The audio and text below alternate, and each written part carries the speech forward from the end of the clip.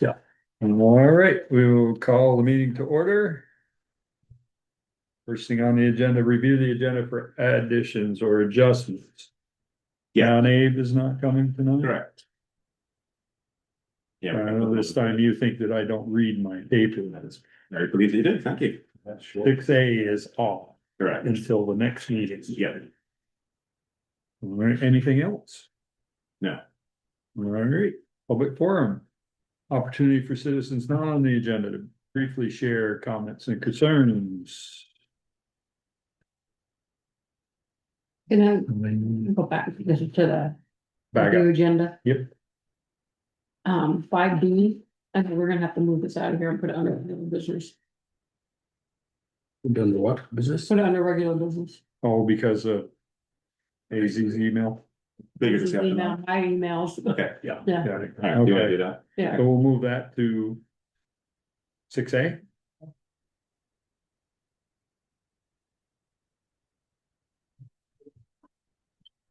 Alrighty. Anyone else? Nothing? I don't know when mine comes up. Oh. I think you got those line items. Not public. That's, Which one are you here for? to offer opinion on one of the, what's that? One of the articles. Yeah, that comes up, Oh, so that, meeting. right, so that'll be under, The warning. Regular business warning. Right, that's what yeah, Yeah. I just don't wanna sit here and sit through it and have it be like, oh, I should have said. Well, that's why, kind of why My figure looked at me. and- kind of why I looked at you. Are you here? I didn't figure you were here just to fill Jimmy's You seat. came because I haven't seen you in a while. yeah, that'll be, six E, and we'll probably get to it sooner than 7:20, so. No, No, Now, I was gonna you- stop you today, just- but it was all dark in the office there, we so. were there all day. Yeah. I even Alright. plowed out front for you. Department head roundtable. Sharon. I finished all the printing for the Tyler Technologies. I They've got mine. started, yeah, I mailed them all out. I got Started 3. getting requests and so we're moving along there. Today was the deadline for petitions. I got all the ones I expected.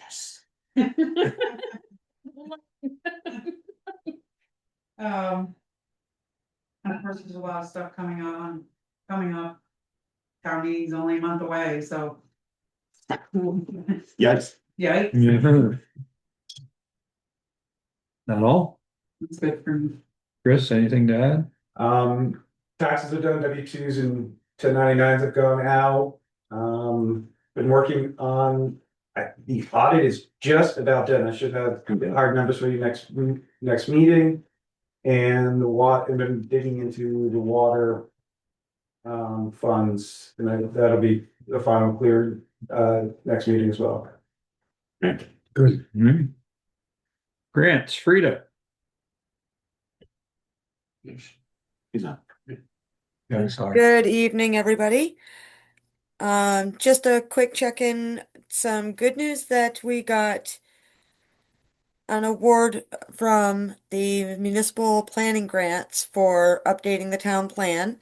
And that's just about 19,000, and it gives us about 2 years to cover that project. The next discussion this town will need to have will be drafting the RFP for that and deciding who to contract with. So I think there might be some discussion about that with the zoning administrator, but the grant award notification is just good news. So that's nice. And I think you'll see later in your agenda, we are looking at some grant money from the AOT to replace any guardrails that are damaged or not currently meeting your standards, your codes and standards. So I'm working with the highway crew to identify locations all around Bristol that would qualify, and we're going to try to go after some of those. It's no town match, so it's really a beneficial pot of money. So we'll try to do that one. That's all I've got. Questions for Frida? Thank you, Frida. Thank you. Welcome. Recreation, Meredith. Yeah, I've got a couple of things. So the skate park, Dylan and I and Chuck Richardson have been meeting, figuring out what we're gonna do. Hitting the reset button So Dylan's updated the website. Chuck has reached out to a couple of contracts with sellers or, like Arcade Miles and Good Road. For materials, Arcade Miles came back with us. They would like to work with us and also penciled in a donation. So that's great. So with that reset, replace project, we will be digging right into the skate park and getting it to a safe standard so that we can continue on with our camps that will get filled up and have a huge wait list. So the plan is once we can actually work on the park, we're gonna be in there. We're taking all the metal off. That's pretty much the safety issue is the metal. So all the metal's coming off. And then we'll fix the bones of the ramps, maybe complete rebuild or replace. And then put skate light on there. The pricing is going to be not as significant as 800,000, but it will be up to about $15,000. Chris, I can't remember what you said about what was in our skate park.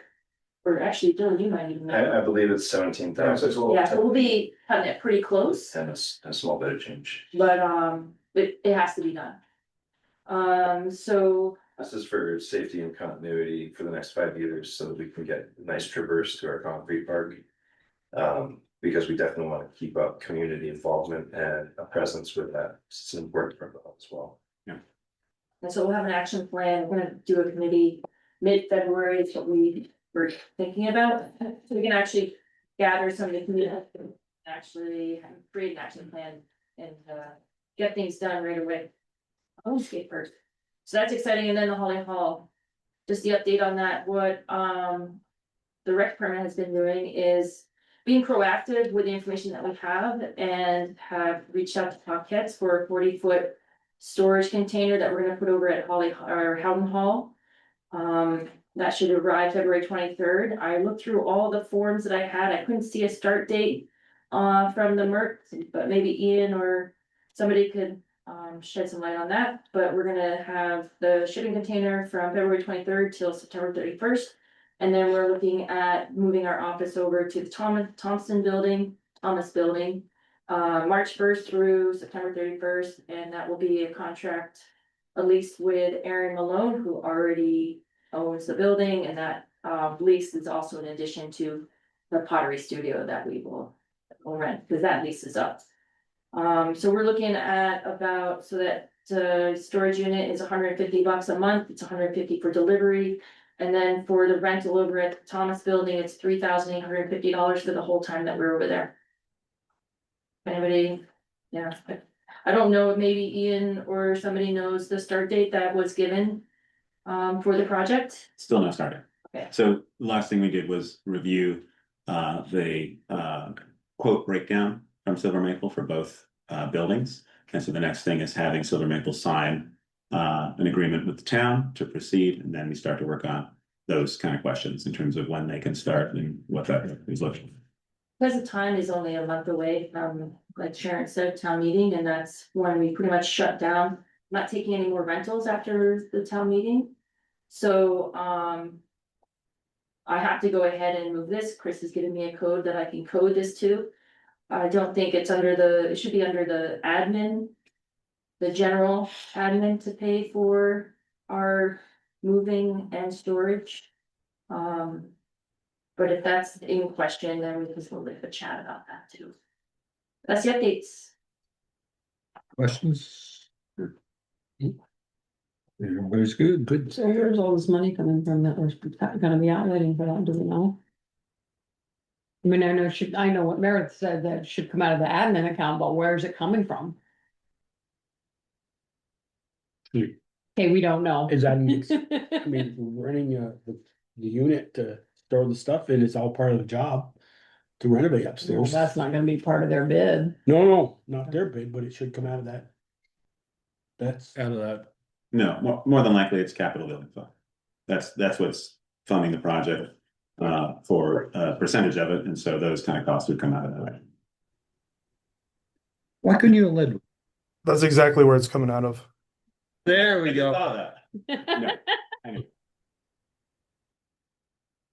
Where was that? Where'd that voice come from? Just out of the blue. Zoning and planning, AZ. Hello. Um, Good to see y'all. I know we've been talking, Michelle, you and I. But I'll keep it to updates until 6A. Um, in the planning world, we did receive that municipal planning grant, so starting to set all the pieces up to um, update the town plan. And I've been working with the planning commission on preparing to do that.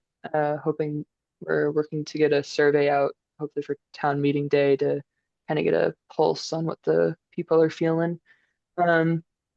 Zoning world, it's been slow. Something about snow, people don't really want to build. Um, Not the snow. it's the cold. Um, and then DRB is chugging along. But very excited for the planning grant, and Bristol also has the opportunity to, well, we've applied to be part of a pilot program for the through the Climate Action Office that helps towns with their municipal planning. So hopefully hearing back about that application soon. But it's an opportunity for the planning commission to get some resources and guidance while updating the town plan, and would be a big benefit. So those are my updates. Questions for AZ? Thank you. Mhm. Consent agenda, authorized grant application to V-Trans Small Scale Highway Safety Improvement Program for up to 50,000, zero match. The support and replacement of guardrails. Approval of past meeting minutes. 1/12/26, authorization of warrants and any liquor or tobacco licenses. Warrants are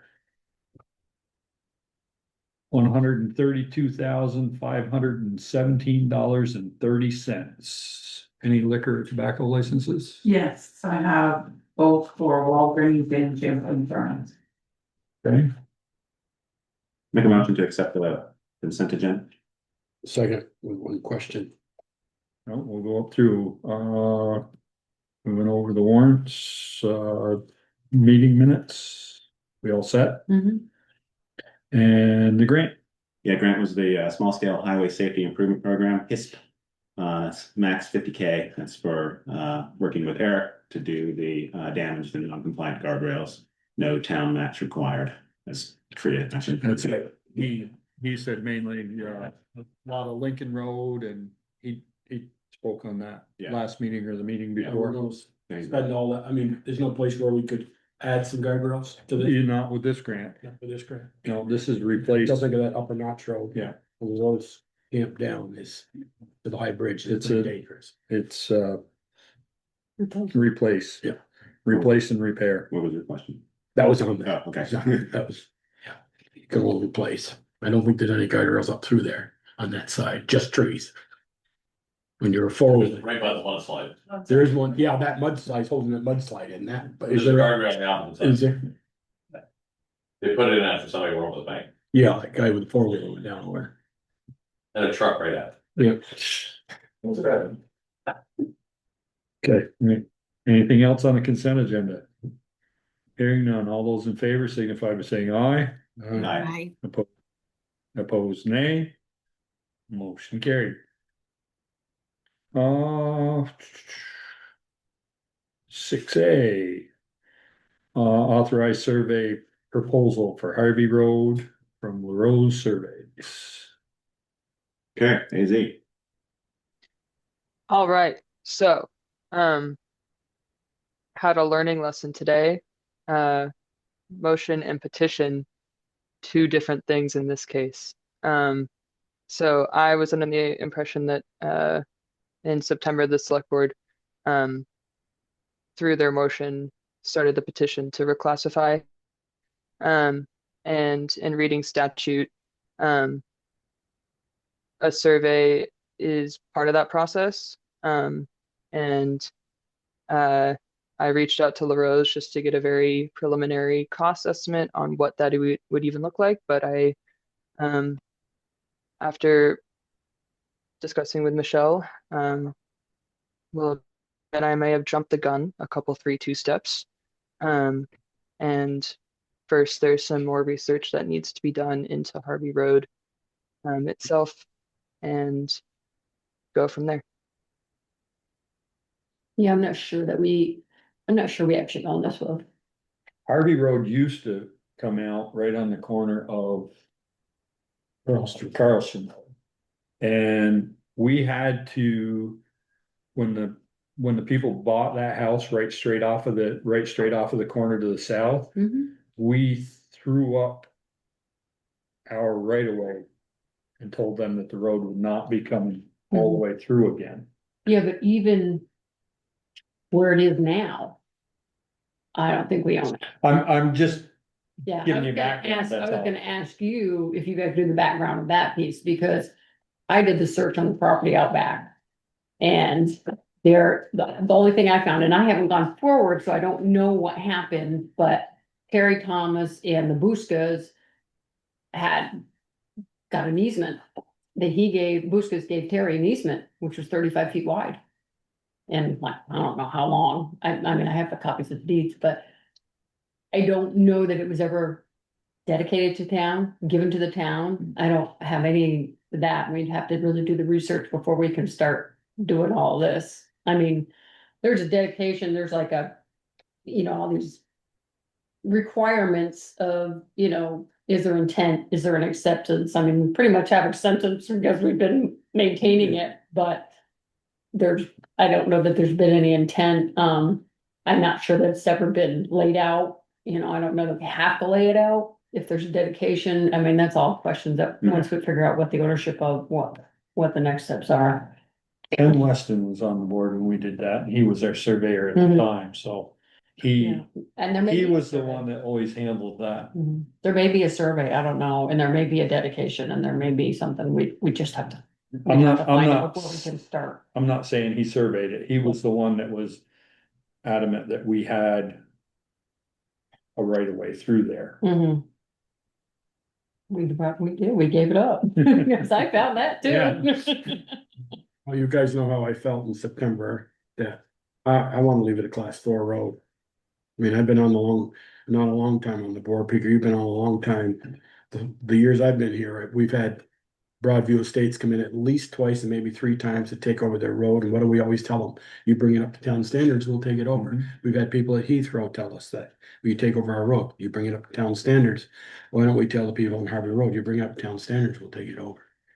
And I guess they want us to do that, and I'm not gonna have my vote go to saddle the rest of the taxpayers in town from class 4 to class 3. So I don't think we were gonna do anything to the road, we were just gonna change the classification. Yeah, it's already It's already at applicable class to be, three. to be class, yeah, to be class 3. when that bridge goes, and then we're all on the hook for it. We're on, regardless. Even whether it's a class 3 or a class 4, we're still on the hook for that bridge. I mean, if it's class. Well, the first one got replaced by Terry, Because he and we wanted to weren't on the carry, hook. he wanted to carry more weight over it. He came to the board and he got Dop and Dop to engineer the bridge for him, and then but we never got the paperwork for that, so we don't know what the bridge is rated. He got the paperwork from Dop and Dop, and then had Craig Brown do the steel. But you just said that we're still on the hook for the bridge, but we were on the hook then. And We weren't because he wanted a heavier bridge. Okay, If it's class 3, then we get FEMA funds if it gets washed out. Right, we have the ability to access other funds that we don't currently as a 4. Mhm.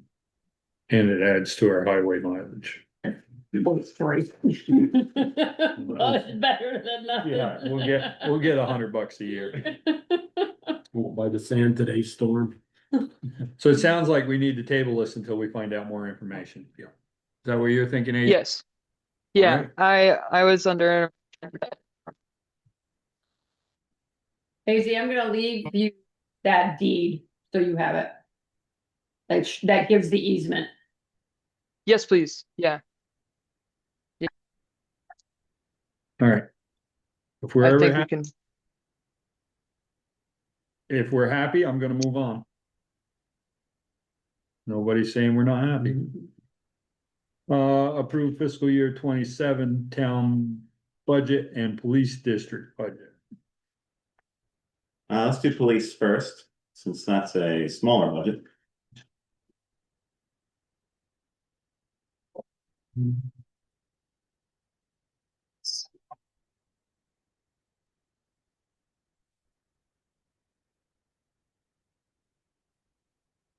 Do you know?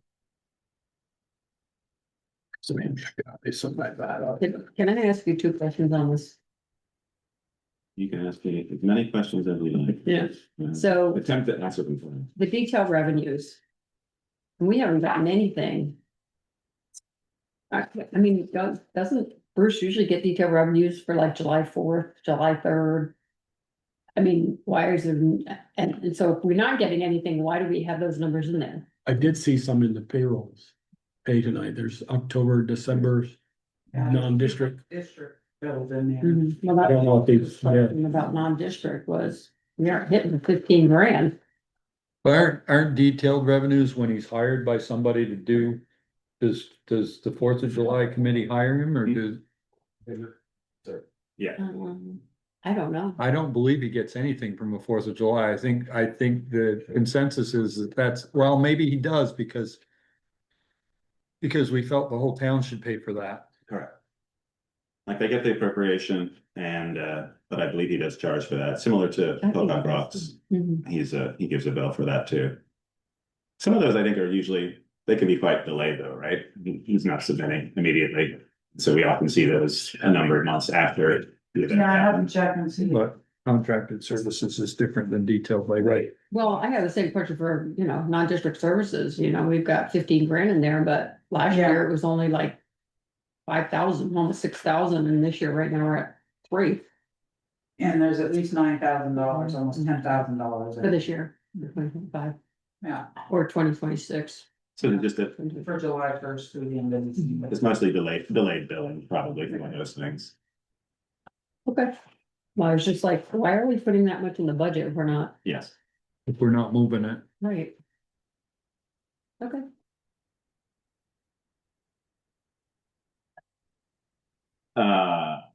Hang on, back on from Sally, let's see.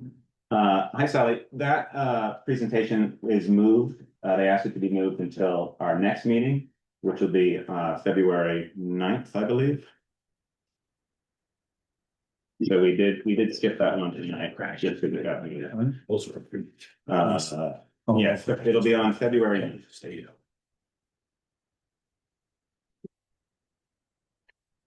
What else on the police budget? Nothing much. Had a couple updates from Sharon today, made those changes. But this is what we're looking at the moment.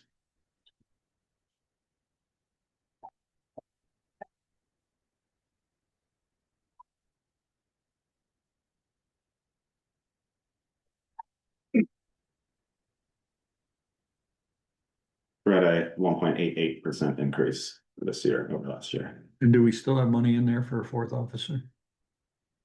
That's the top grant. The Yeah. cop Mhm. grant. Yep.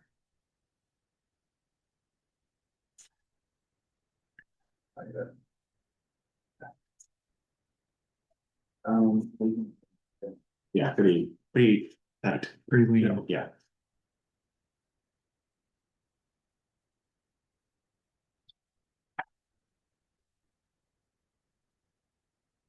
Separate.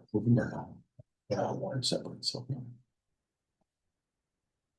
Yeah, we. Yeah, we can approve this. I'll have to, we did updates today, so the warning for it, I just need to update the total in there, yeah, since it changed a little bit. Make a motion to approve the police district budget For Second. 2027. for 2027. I'll second. Have a motion and a second. Any further discussion?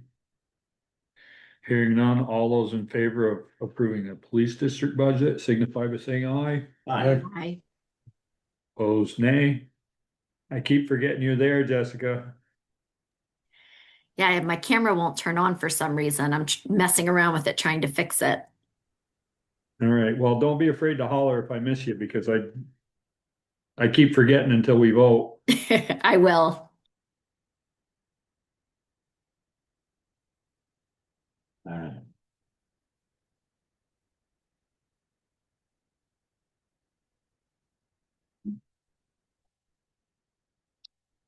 Yeah. This is our general budget. Put some out of it. Yes.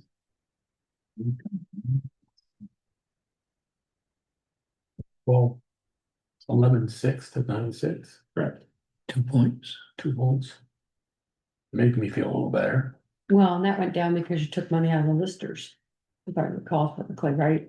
Is the money you found taken out of I this? believe so. So Chris found, It's savings in, reflected here. Yeah. Chris found a savings in health insurance. We had a couple people that didn't take it. And then where was the other one? The audit, it doesn't look like we'll have to do a single audit this year because in 25, we didn't spend in excess of $750,000 of federal funds. So that should be about $15,000 savings there as well, hopefully. And that was the one we thought we were gonna have to do, right? Yes, But more than likely it'll trigger next year. absolutely. After that, we'll Right. have. We just happen to be at every 2 years, The next- depending on what we're doing. Yeah. Yeah. It's all We're a getting- million now, Yeah, not 750 anymore, it's a million. Oh, okay, that actually might help us. yeah. What's going on? What are you doing? I cannot, Joel, you wanna take over for him? No, Joel's our IT guy. no, I'm. Yeah, it's a little blurry occasionally. It Yeah. keeps going back and forth on you. Something's happened here. I'm gonna have to jump off for a second. to fix that. No, I can't. How about stop sharing and reshare? Maybe No. I tried to stop sharing, it wouldn't let me do it. it's, no, it's somebody I like jumping in. zoomed in so quickly and then everything screwed up. Hold on one second. No, I don't. Hold on, technical problems. Do you guys actually have a printout of it? Yeah, I do. Or you have- Chris sent me one last week. But yours isn't accurate because its numbers have changed. Kind of like last year. Yeah. No. No, the numbers are better. The numbers are better this year. Yeah, they are. Last year we're sitting here. Well, I didn't get moved yet. I still we're trying to figure out everything. Don't slander the president. Restart or something. Something's happening. I got a hammer out in the truck. There you go. No, I've like lost.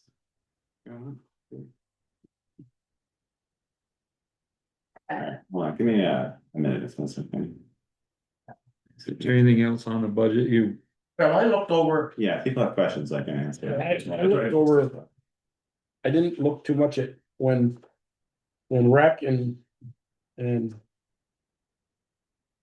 fire came in at about 3%. I didn't go after them too much, but I looked at, sorry, Gregory, but I looked at yours a little.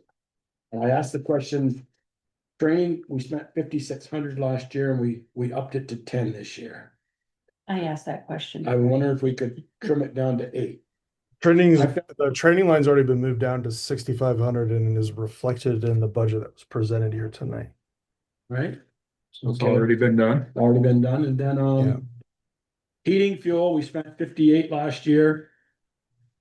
And it went to 83 this year. I was wondering to take 1,000 off and make it still, Yeah, That's what it costs. This is based on invoices received. well, we've used so far this year 1,300, it says. But last year was 5,800. And I was gonna up it to 7,300 or a $1,500 increase over last year's spending. I was wondering, find $1,000 there. Electrical went from 53 up to 7 grand. We actually spent 53 and it's up to 7 grand this year. Well, that depends on how much it's rented. This is Mhm. Holly, yeah. Yeah, I know. Yeah, I mean, if yeah. you've got more rentals, the power goes up. If And you they're use gonna it. be doing construction, so they're gonna use more power. Yeah. I got that. And the new AC and HVAC is gonna also be a power draw. So you remember that. Okay, that's a good point, Chris. Thank you for Mhm. And then I'll still say with the windows, I think we could, if we committed 25 this year and 25 and do them both in June and July of 2027, you can do all the windows you want to do with 2 budget years and not hit the voters quite so hard. Are you talking about the maintenance line? No, the building maintenance line. Yeah. building Yeah. maintenance. I was told those were for the new windows. So. It went from 12,000 to 50,000. Yeah, I have. Oh, because those also include the deferred maintenance of the plumbing, which you're not including in that line, as well as the support beams on the back. So it's just more than 2 windows. It's all the windows on that side, plus plumbing, plus the support poles on the back. So are you saying that next year would drop back down to 12 to 15 to 20,000 versus 50? I mean, I think we all need to assess what continues to need to be done to maintain all of our properties and facilities. I'm just here right now. I cannot promise you that we'll have different needs in a different fiscal year. All I can do is forecast what we need next year. Control just add to the clock stop today. I saw that tonight coming in. So we've got a lot of maintenance we've got on the horizon, so that's a. And then Ian, you told me the capital building fund went from 30,000 steadily across every year. We put 30 in it. This year we're putting 100 because we're 50,000 short with this new thing we're gonna be doing to the buildings, which I agree with. That's also that's for the MERP stuff too. Correct. We're not 50 short, we're more than that. Oh, So okay. we have a good amount in there, but we need more. And so I'm getting this working again. And then We're gonna add a little bit more to that. And I have a suggestion, to just move from one fund to another. okay, and then the capital technology fund went from 7 to over double to 15. We've put 15 in, or trying to put 15 in each year, just to sort of get ahead. We're always seem to be behind on that one, and we're in a negative at the moment with that. With computers and stuff. Just because of technology needs. We've spent very little on technology over the last 10 years. But I think we need to meet and match what we're actually spending. Well, I don't see any we didn't spend a dime yet, so that's why I was confused, like, we don't spend it and we keep putting 7 in, it's not it's capital, how much is in there now? It's Capital technical fund, it's negative at the moment. You're just looking at the appropriation, not the fund itself, remember? right, but I was looking at that line, actual fund. I and don't it- think No. it shows, that So doesn't show that. this, Okay. it's not, it's the actual fund itself. It hasn't been put in because we generally put it in during the second tax. I mean, I know, I realize we all have our, I won't say favorites, but these are all good things and. Sure. But, we have increased 3 line items. That is the bulk of the money is going up with almost a 10% tax increases. We upped the zoning administrator from, it used to be 20 when Chris was doing it, then it went to 22 and then 28, now it's up to 40. The grant position, when we first did it with ARPA funding, was 32, but now it's up to 40, and those are big tickets, and maybe this wasn't the time to do some other things that, I agree, the windows in this place need to be. And when we're doing some other stuff, we might as well do the windows too, try to get it on the same contract, but. I'm just worried about a 10% tax hike here in town. Well, we're not at 10. Well. We're 9.65, so. And as So far as are you suggesting that we should lower those personnel lines, Joel? No, absolutely not. Not the grant position or the zoning position, but when you're talking employees. And that's the biggest share of anybody's budget in any business. And was the time now the year say, wait a minute, we increased the employees' hours, which goes along with insurance increases. Should we go and say maybe we can back off and not do only 2 windows versus 4, and we'll do them in the same week? We're gonna do them in the same week. We're gonna pay for them in 2 different budget years. How are we gonna pay the following year? Yeah. This board has to commit to keep that 25 there next year. But I'm gonna need 50 again next year, Joel. This building needs a lot of work. I think there's a lot of guesses too, Chris. I don't mean this from you guys. I was here when we completely gutted this place and they put a brand new sewer pipe all the way to the back. Yeah, they ran cast iron. They ran cast And- iron. And it clogged, and when they scoped it last year, it's separated right about at the doorway of the zoning administrator's office. And it was separated here. That's That's why why we had to cut the floor out. They So I cut it again. So there's that. We've got Howden Hall, the stairwells, the stair, Oh, well, this is just the Holly I was talking about here in this budget. that building maintenance is general building maintenance, I believe. That's out of the capital, isn't it? Out of No, No, Holly Hall is this building, Howden Hall is a different budget, isn't it? I didn't cut anything. Believe we, I think they put it in a general line item. yeah. Oh, okay, I think it's so a general line this item. general is also for Howden, It's for All the general building. building maintenance. okay, not everything except fire and DPW, Right. okay. Okay, and we don't have a rec building, so. Okay, So I mean, so we're almost at 13. We've worked over the last 2 weeks to get it down. We're at 965 with a lot of different line items. and I really appreciate that, We were at 8.12 last year, and for just a couple percentage points increase, we have a tremendous amount of things that we're adding. Mainly the things that you mentioned, which was the higher number of hours for staff members. We also have adding 100,000 or not 70,000 or more to a capital building line to support projects coming next year. I think looking at this and spending the amount of time that spent with it, it'd be very hard to take those things away because it's only going to catch up with us next year. I mean, that's what it's done year after year. Mhm. And so it's just the practicality of putting money in, which increases the budget to be able to do the things we need to do. Or we overspend, and then the money it comes out of somewhere else. And there really isn't a somewhere else. so did you pull 25 out of the Capitol building? So what I did, my suggestion was to take, if we want to, my concern with the Capitol building is because of our two very large projects that we have grant money for, but not enough. I want to make sure that we're not overspending or not completely wiping out the Capitol building and maintenance fund. So the idea initially, which we proposed, was to put it up to 100. I was worried still that that wouldn't be enough. And so instead of putting 40 into sidewalk, which has a pretty healthy balance at the moment, about 200,000, we would take 20 of that and put it into capital building, knowing that we needed to spend it and we would spend that in the next year. What that does is hopefully after both the library project and the Holly Hall project are done, we still have a healthy fund balance into 2027 of about 100,000. And we're going to need that because we're going to need to start working on a DPW building, and we need to have money available for that project. So you're proposing taking 20 and making it 120, not cutting it back. Where did the 75 come from?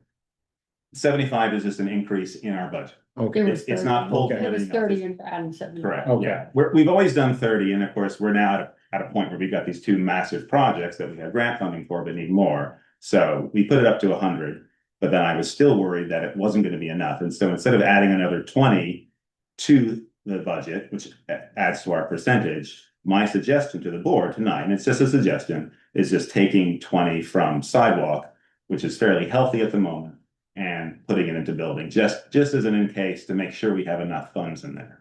And in case, but it'll never go back. Well, well, no, yeah. Right. yeah. But my question on sidewalks is, what are we doing for sidewalks next year? Are we talking about doing this West Street? And if we are, West is there Street's enough money in there? West Street's only a scoping study. Well, I know that. More than likely, that might be a 27 project. And we would get grant funding, similar to how we've done that at Airport Drive. Like we can't afford it just with our sidewalk fund. Generally, our sidewalk fund is that we're only using it to do repairs of sidewalks. And I know we have a lot, but we do have a good amount in there. And I think it's just, we need to get a better handle of how to plan that out. I think we've asked for many years, and I think with the previous administrator, it was just a point where there were so many things going on. It just you weren't able to focus on actually get a proper plan to actually get some good pricing for it too. How much of that money is spoken for the Mount project? 30. 30? Oh, the Yeah. 200? Yeah, we put in 30, they put in 30. Correct. And hopefully, depending on what they come back with, we made the suggestion of asphalt instead of concrete. Yeah. That might be even less, maybe 20 per entity, Mhm. which would be nice. So that still leaves us 180 in there to be able to use that. I just want to make sure we have enough. We can make it tighter, definitely. But I'd like to be able to leave and finish these projects by the end of this year and Mhm. still have a pretty healthy balance in there instead of completely depleting it. Because I know we're going to be moving right into looking at DPW. We've done some exploratory stuff, but money has come from that account to be able to do that. And we're going to continue to do more. And we want to have that fund healthy so we can leverage other matching funds to be able to do a DPW building. Okay. So that's my suggestion. So that's not gonna reduce anything, that's just flipping it from one Correct. account to another. It's not. Yeah, and it's not increasing. and mainly this came from sort of looking and putting together what we pronounce low capital funds for the town report and seeing like, oh, we do pretty decent amounts in the sidewalk fund. Can we move use a little bit of that sidewalk fund just to be able to boost our building? As opposed to borrowing it and then not putting it back. Yeah, right. That's conceivably what would happen, is Correct. we would borrow it and Yes. Greg, Yeah, it adds more tracking than I have to do. Here, it's a cleaner way. We know that money is going to be used. We know that both funds are going to be fairly healthy at the end of our projects this year.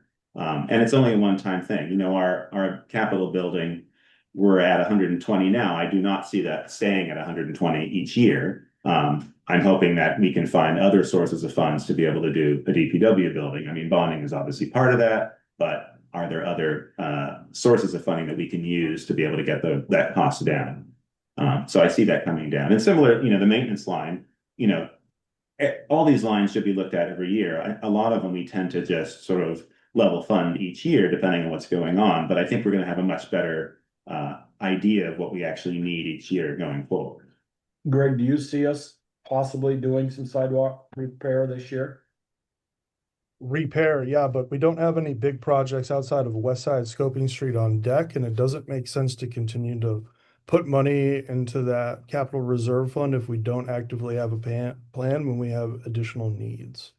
So, I mean, there's a lot of sidewalk that's not in that scoping study, that is desperately need to be redone. right, We have, and that's why we're doing the municipal planning grant, and we're putting together better connections within town. So all of that planning informs future projects instead of us just saying, we're gonna fix some sidewalks. We're actually gonna plan for it. So when that plan comes together, then we'll have a better idea of what will be needed moving forward. we'll spend a third of the money out of the sidewalk fund to plan somebody to tell us that we could look at them ourselves, and we had we're gonna plan. no, we had a college person give us a sheet of, Jessica was on that. To tell us what sidewalks were bad in this town, and you don't have to go very far to see how many are bad. And Yeah, I have plans on cleaning up on existing sidewalks and making repairs so we don't have any more accidents. it's just another year, we're not doing sidewalks, and I got the message 4 years ago at town meeting, start doing some sidewalks, and we started with a capital in it. Sure, and we have a good amount of money in there that we can use. It's just a matter of looking at the report that was done a few years ago and actually committing and doing them. We haven't been able to do that because of turnover here and because of how many things have been going on. It is something that has fallen behind, but the upside of it falling behind is that we have a fairly healthy balance for that fund now that we can use. Yeah, I mean, if we spent 75 or 100,000, we still have a 50 to 75 left. And you could probably do, quite a few 100 feet of sidewalks for that. I don't know, maybe to a half a mile. I don't. $200,000 buys you quite a bit of a match. And at 20%, that'd probably get you about $1 million worth of sidewalks. I have no idea how much that is, but until we have an actual plan in place, I don't know which sidewalks they're gonna be. And given that there wasn't a plan in place when I got here, I'm just doing the best I can. So that's why we have a Yep. planning grant. We're gonna plan for the sidewalks and have a cohesive, efficient plan in place as it supports and informs all our other projects. Yeah. And add a little bit on DPW, but Eric's budget is. I just thought I know we getting them after him without cutting the trees, but Right. I'm not sure we needed to do it all this year. No, he explained that the last time. Right. Right. Yeah, it's fine, but the idea is that you're able to capture as much as possible. We've always done it piecemeal. And so that with this plan and with this amount of money, we can do, multiple roads all in the same year. And when they're not busy, so we get a better rate. Much better rate. Well, I was gonna move it from 22,000 down to about 17,000, still twice as much that he spent last year, but still a good chunk of change. I think he already had a cost estimate and that's why it was looking Yeah. at that. That's what it is. Yeah. And it was a full 2 weeks. Right. Yeah, it's either you move it down, we don't do it at all, or we do it the cost saving plan. They're moving it down to 17 doesn't do us any good because the quote we have for the cost savings on that is at 21 and some change. So And it gives them 2 weeks worth of work as opposed to 2 days. days, yeah. Yeah. Yeah. I'd entertain a motion. So moved. To approve the 2027 general budget fund. And second, Sorry. I have a motion and a second to approve the fiscal year 27 town budget. Any further discussion? Hearing none. All those in favor signify by saying aye. Aye. Opposed, nay. They, Motion carried. Water Commission budget review, approval of 2027 budget. I think Chris says we're not gonna be ready for that, but we can look at it. We're not ready for the water commission? I think he's trying to get some. Isn't he still working on numbers for the moving stuff around? Yes, But does that affect the budget? it does. It brings something we've been tracking outside of the water budget, actually into the water budget, so you can see the real numbers. And can I ask, so on the water, I think it's water budget, can we put in the dates when the loans are due? Like, Yeah. paid, 2024, Some of will them be paid are or once a whatever. year, some are twice a year. some- I'm just, no, I mean, like, it's a 25 years, so it'll be It's- paid off in. Oh, yeah, I can do that too. Yeah, we have that information. That would just, it helps me to like. Okay. So Yeah, we how have how long are we there's a- making this there's a- payment yeah. for? There's a separate spreadsheet that Sharon has that has like the full detail. Yeah. It's a lot of information to put in terms of the budget. Mhm. But yeah, we have all the. Jill dates would there. like to be unmuted. Oh, sorry, Jill. Chris, are we holding off on the water budget tonight? Because I you've would- got, Yes, I mean, my recommendation would be to hold off on water and sewer for 2 weeks. The reason why I say that is, like I said, there's a bunch of funds like Fund 23, Yeah. where we build all of that, also we have, so all those funds have to be moved around, so we actually have an accurate data. Is that still okay in terms of time? Because it needs to be in the town report, right? It can be in the report, but that we're not warning that, because we don't vote on that. That's a separate vote. yeah, but we vote, You Yeah, have that's a commissioner separate vote. vote in May or June You or whatever it usually is. vote. No, May or it's June, gonna be now. it's gonna be on the, but Yeah, it 'cause doesn't be on the ballot. No, it won't be on the ballot. We've generally included it in the town report, and But that's it's always usually been, The previous year. I know, but we wanna, We're trying to get on the same year. yeah, we're trying to synchronize It it. can be, you can publish it. When does it have to go to the printer? Beginning of February. Right, Which is next week. which is next week. Right. No, but I'm totally fine. Like, we have the previous one, which wouldn't be this one, that wasn't in last year's town report, Right, because we haven't done right, it yet. yeah. So we have that one. And so then we could have this, we could publish this one afterwards. It's not in the town report. We have the previous years, and then next year we would be Absolutely. set. So that's totally fine. Yeah. Yeah, I'm happy to, if you want to work on it, absolutely, I'd like to have it accurate versus not accurate. Same here, Okay. I would feel a lot more comfortable. Okay, that's fine. So why don't we, let's skip those in and we'll, I do have a couple comments on it just for the next round of edits. If our electricity for 6 months is already at 20,000, I don't know that 35,000 will be enough in FY 27. That was, We had that issue last year with one of the VFDs, I right? thought you guys said you fixed the issue. Well, we did because last or 25s was 44,000 actual. Mhm. you And can so see we- it come down. I just would be surprised if we're 19 and the energy rates are what they are right now. I mean, we should see water savings and pumping savings as the Bristol West project gets constructed and the old lines get taken offline. So I mean, we maybe, but you might find that's still too low. So I'm just kind of, that one jumped out at me, like it could be a little bit, and I wasn't sure how come the DWSRF loan for Pine Street hadn't requested a payment yet, because I don't see it hitting in FY 25 or 26. That's another one that needs, okay, that's agree as well. yeah. Yeah, that's being worked on. Do you want to do, instead of 35, do you want to do 40 for the electricity? Seeing that we're halfway through and we're at 20? You paid 7 months, so. No, there's a bill in there now, I mean, that's generally, 3,000 or so.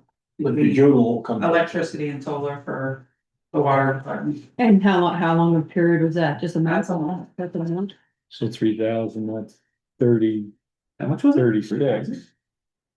Yeah, the bills. Is it normally 3 a month? I mean, Well, that's only depends on- 36,000 if you, I say only, but I mean, it's pretty Yeah. simple. Yeah, no, it is. I mean, the pump's running continuously, so yes. Well, is our electricity cheaper during this summer, spring, or is it about the same all year round? No, it fluctuates depending on the time of the year. Yeah. It would seem like right now it would be more expensive. Yeah, Yeah. We need to run an extension cord up over the hill and plug into that big battery. How long does that need to be? Do you think, I think 40 would be okay. What do you think, Jeff? I just didn't want it to be under budgeted and then be like, okay, where are we gonna take it from? I mean, we tend to underspend every year anyways, but It's coming out of yeah. Okay, so let's level fund it at 45, with the idea that it's probably gonna be less than that, and then we can. 40, 45. oh, I wouldn't want to leave it at 45. I don't think that's necessary. I think maybe 40. Okay, well, I'm just saying we're at 19.5 now, and we're halfway through. I guess we're a little bit. So 3 times 6 is 18, so it's 18 grand more. Let's put it at 40. That's 40. I think 40 is plenty. I just don't think 35 will be enough. And if it is, hooray, because we can put it into capital. And then we have a 2-year water line project that should hopefully lessen the pump running continuously because it's fixing leaks as we repair. Mom, we said that about Pine Street too. No, it did. It's a smaller amount, but it's doing. Okay, and then, yeah, we're still working on in terms of the new payments, where they're coming from and where they're being coded. Yeah, I think the next DWSRF loan wouldn't hit until the following fiscal year because you got 26 and 27 construction and then the loan hits in 28. So I think that's right. And then the other question was, when does Woodlands rate lock end?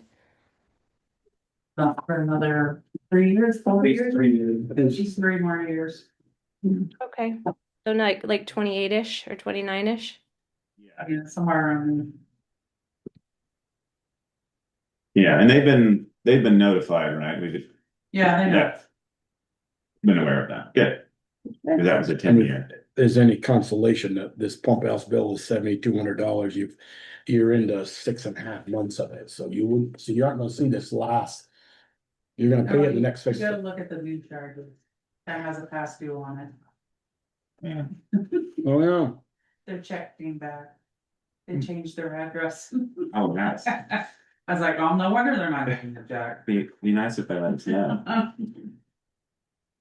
But you'll get a bill in June for electricity, but you won't pay until next fiscal year, right? But it's Yeah, still, make but sure it's still 12. comes out, right? Yeah. But When they audit, it still When they comes audit. out of. All right. Make sure there's 12 months to meet. Jill, any other questions for the water budget? And we'll No, revisit. no, everything everything else seemed like it was right on target for kind of a normal year. And yeah, I look forward to the next rendition.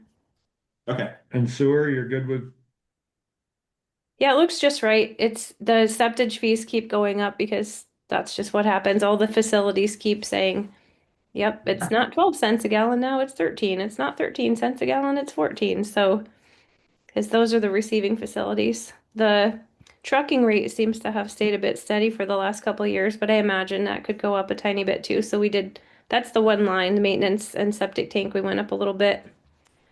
And I think this Friday we've got a meeting with potential funding partner to see if there's anything out there to be able to do some trapping of the fats, oils, and greases ahead of the influence structure. We'll see. Yeah. wonderful. okay. All right. So do you want to do, Chris, we'll do water and sewer, is that correct? Okay, perfect. All right, thank you. Sounds good. All right, moving on. Approval of town meeting and police district warnings. Okay. Let's see. Do the police district versions, that's gonna be No. easy. You think, all right, hold on, I got some stuff.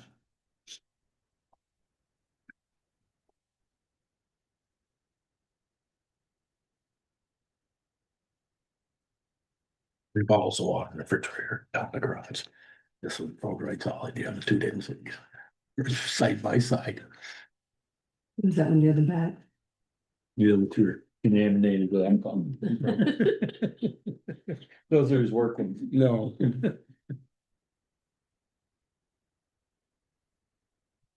Okay.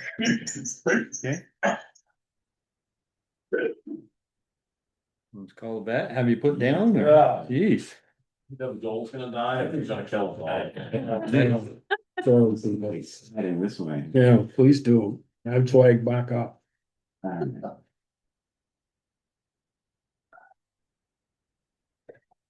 Yeah, Are these the right numbers? yeah, I know. Okay. Yeah, these aren't the right numbers, because Okay. we just, You have to update it from Yes. what you did. so the numbers will be updated to reflect what we just voted on this evening, but Mhm. everything else will remain the same.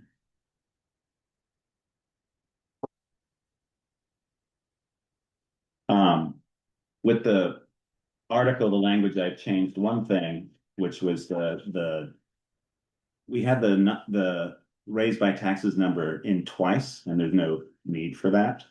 I think it's probably a holdover from Mhm. warnings of past. But I double checked that, and we don't, it's not a statutory thing or anything like that. We can word it how we want to, and I just felt it's confusing because you're talking about this double number, even though it's the same. Mhm. And so the idea is that you're raising, here's the budget, and of this amount, this is what is going to be raised by property taxes.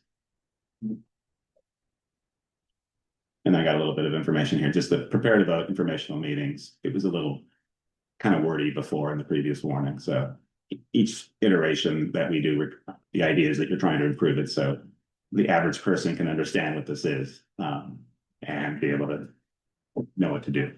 Including the select board. Yeah, so this will be updated, but Okay. it's a very, very simple one for this. I'll make a motion to approve the police district warning with the appropriate numbers. Second. Have a motion and a second to approve the police district warning. Further discussion? Hearing none. All those in favor signify by saying aye. Aye. Opposed, nay. Motion carried. All right. Okay. Town meeting warning. Why don't we do it the right way and get a motion in a second and then have discussion? Sure, I'll make the motion to approve the town meeting warning with the appropriate and correct numbers. Yes. So, All right. Have a motion in a second. Discussion. okay. So the new warning has slight changes. Looking at the example from VLCT, when you have a warning that has both floor votes as well as Australian ballot, which is what we do, sometimes don't, sometimes do. Their example shows two sets of articles. We've always had it as one, and I'm not saying this is the right way to do it. I'm putting this forth just in this update, and we can obviously go back if we need to. But we've always had it where we've opened a meeting and we've talked about Australian ballot things, but they're included as the same articles in our warning, Article 1, 2, 3. The version that VLCT has it as separate. So you talk about your Australian ballot ones, or you talk about your floor ones, and then you have a separate set of articles for your Australian ballot, which in my mind makes more sense because they are two different things on two different days. And so what I did was, just in this example, was to show that, so we're opening the meeting, we're discussing the Australian ballot items, which is often what we've done in our normal warning, but that's Article 1, which is what we're voting for the next day. And then we've got Article 2, which is our local option tax. And then once we have that discussion, we then are opening the meeting or continuing the meeting to hear the floor votes. So then we're back to Article 1. So I sent this off and Ian, I don't mean to interrupt, but Sure. Alice Leeds is waiting to come in. What was that? Alice Leeds was in a waiting room. Oh, I'm sorry. I think she got Okay. there. Yeah. So then it's back to Article 1 and 2. And Jen Is questioned. this what Jen was Yeah, asking Yes, about? so she talked about that, and I gave her my reasoning and the example of VLCT. So I just want to have that discussion just to see what people think about that. Obviously, I want to do it right, but I don't want to change things for changing things. But it's whether it needs to be done that way. Does anybody have Jen's number? Because she wanted to be in on this Yeah, I don't discussion, know. and she said she'd be zooming in around 7:20. Oh, okay. And we're 20 minutes there, 10 minutes ahead. That's why. Okay. Yeah, she's not here. I don't know if I know her number. Jen. Jen Wagner. Wagner. You want to call her, Linda? Or message her? I mean, I have her email, but Yeah. But we can double check that, but I mean, the VLCT one definitely is but I wanted to get people's opinions on that before we would go that direction. I think, but the only reason I say that is because Jen wanted input on that. Yeah. And it was one of the things she wanted to discuss tonight, so. Yeah.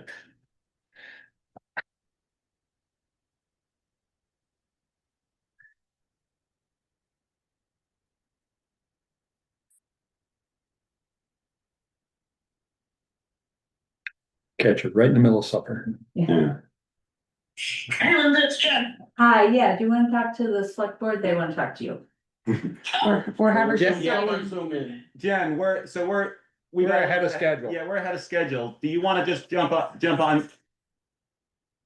Thank you. Do you want to jump on Zoom, or are you going to come in person? No, I'm in person, I would jump on Zoom. Okay, are you able to do that now? Is that okay? I can absolutely do that now. All right, we'll see you shortly. Thank you. All right, see you shortly. Okay. So apart from that change, we've got, outside of that, we have our normal elected folks. And we've got our Article 2, which is going to be on the ballot, which is our local option tax. So she will read that night. We'll Correct. discuss it. Pros and cons. Yeah, similar to how we've always done it, which Like is we do the school budget. the main change was like splitting it out into these, so the articles don't run on, where it feels like it's part of the same floor vote or same, I mean, maybe this way and the other way are totally fine, but I just wanted to make sure since VLCT did have it split out. But But it does make sense. right. And there may be a reason why we've had it connect. Because we've always done it that way. Exactly, I know. I guess. And you know how I like to question that, so. But I also want it accurate and also understandable for people who maybe have never voted before, who are coming to the meeting for the first time, to be able to sort of understand. To understand that they're not voting on these. Yeah. These first two articles tonight. Right.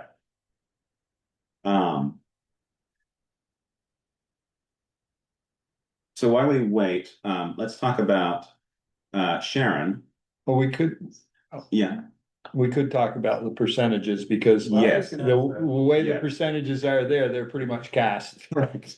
That was me. Sorry about that. So yes, Jen brought this up too in the comment, is that the reason we put the minimum in was to give us flexibility, so we didn't have to re-vote every year if we set certain numbers. But then if you add up those numbers, they always go to 100. They're not. So we need to have less of a percentage for certain ones if we want to do that. If we want to be able to move money correct. around at all. Yes.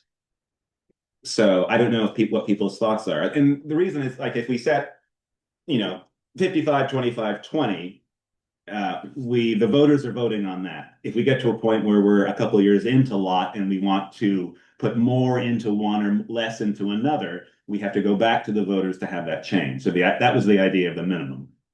So what we could do is we could keep the economic development at 20, and we could move either the resilience and emergency to 20, and then we could move this to 55 to 30 or 45. And that gives us like 10 or 15% difference where we could do more in one and less in the other if we wanted to.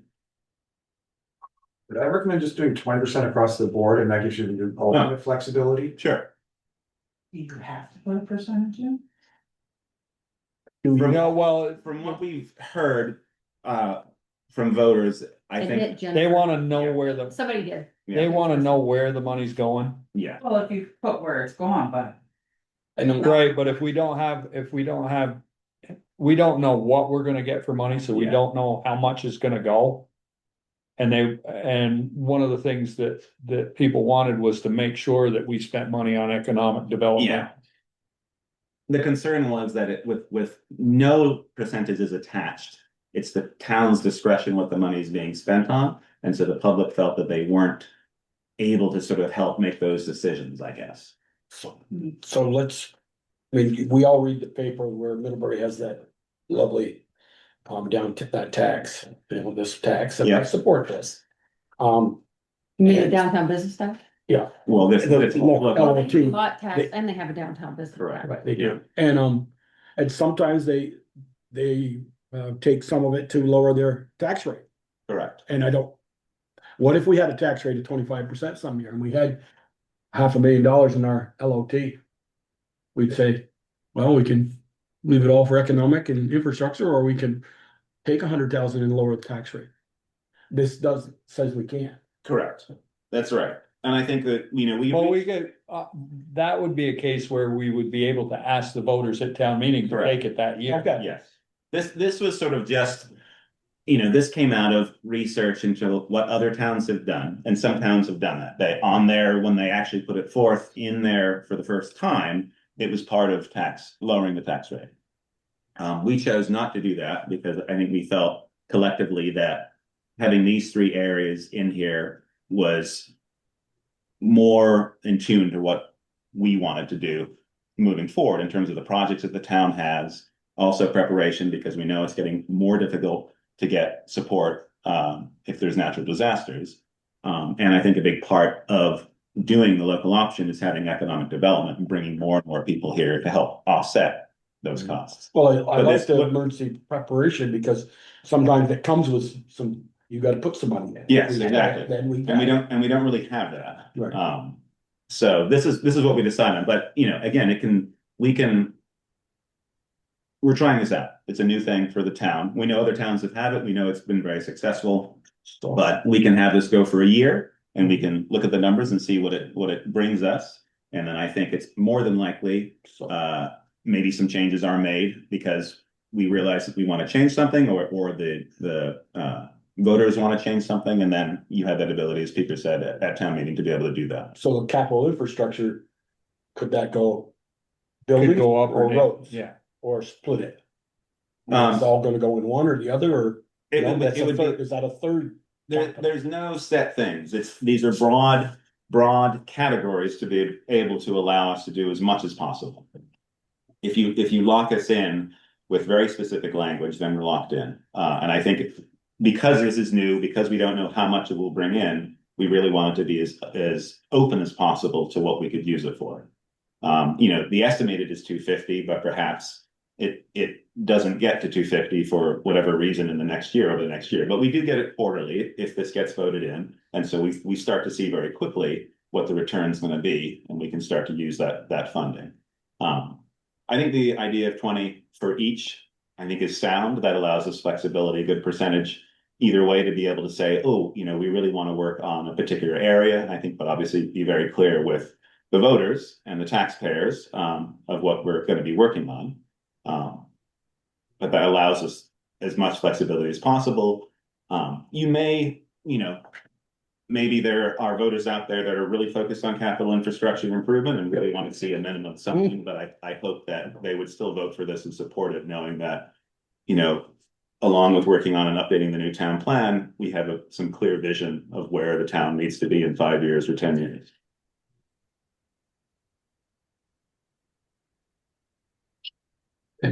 What are people's thoughts on Chris's suggestion of just doing the 20% for each category?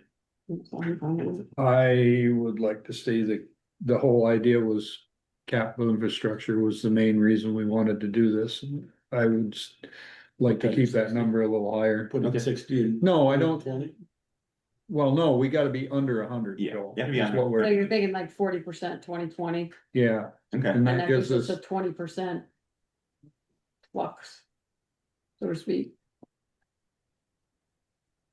30, 60, yeah, that gives us 20%. They could either go, we could go, if we really had a infrastructure project that we needed, we could take Yeah. another 20, or if we wanted to do some Okay. economic development, or if we had some emergency plan that we had to do that we couldn't find the money, we could, Yeah.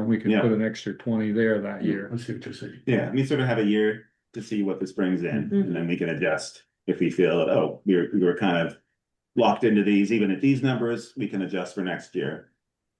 I mean, if we give ourselves a little wiggle room, and then we can ask the voters to change it, and we'll know what we have for money, or we should have an idea of what we have for money coming Yeah. ahead of time. Yeah. Okay, yeah, I'm happy with that. We have our 20% wiggle room on that. What was the chat that came up there? I was gonna say, there's a couple chats in there.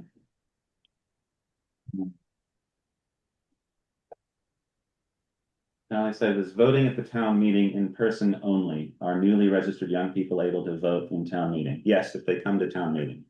We currently don't have online voting. It's only in person for meeting and for floor votes. And if they're not registered in the night of town meeting, they can register and still vote. Yeah, perfect. There you go. I'm just kidding. Take a shoot. Okay. All right. Jen, are you there? Yep, I'm here. Fantastic. Thanks for jumping on. Yeah, sure. Thanks for calling. What were so the suggestion that I've made to sort of split into the two areas, what are your thoughts on that? All right. I looked at it and I see from the commentary on the town meeting from the LC, anyways, what we could improve on is by discussing or announcing all of the Australian ballot items. So we know it's to elect officers, but sometimes there is some other question to be elected that could be added. I don't know if there's anything this year that's to be voted on other than elected officials and town officials.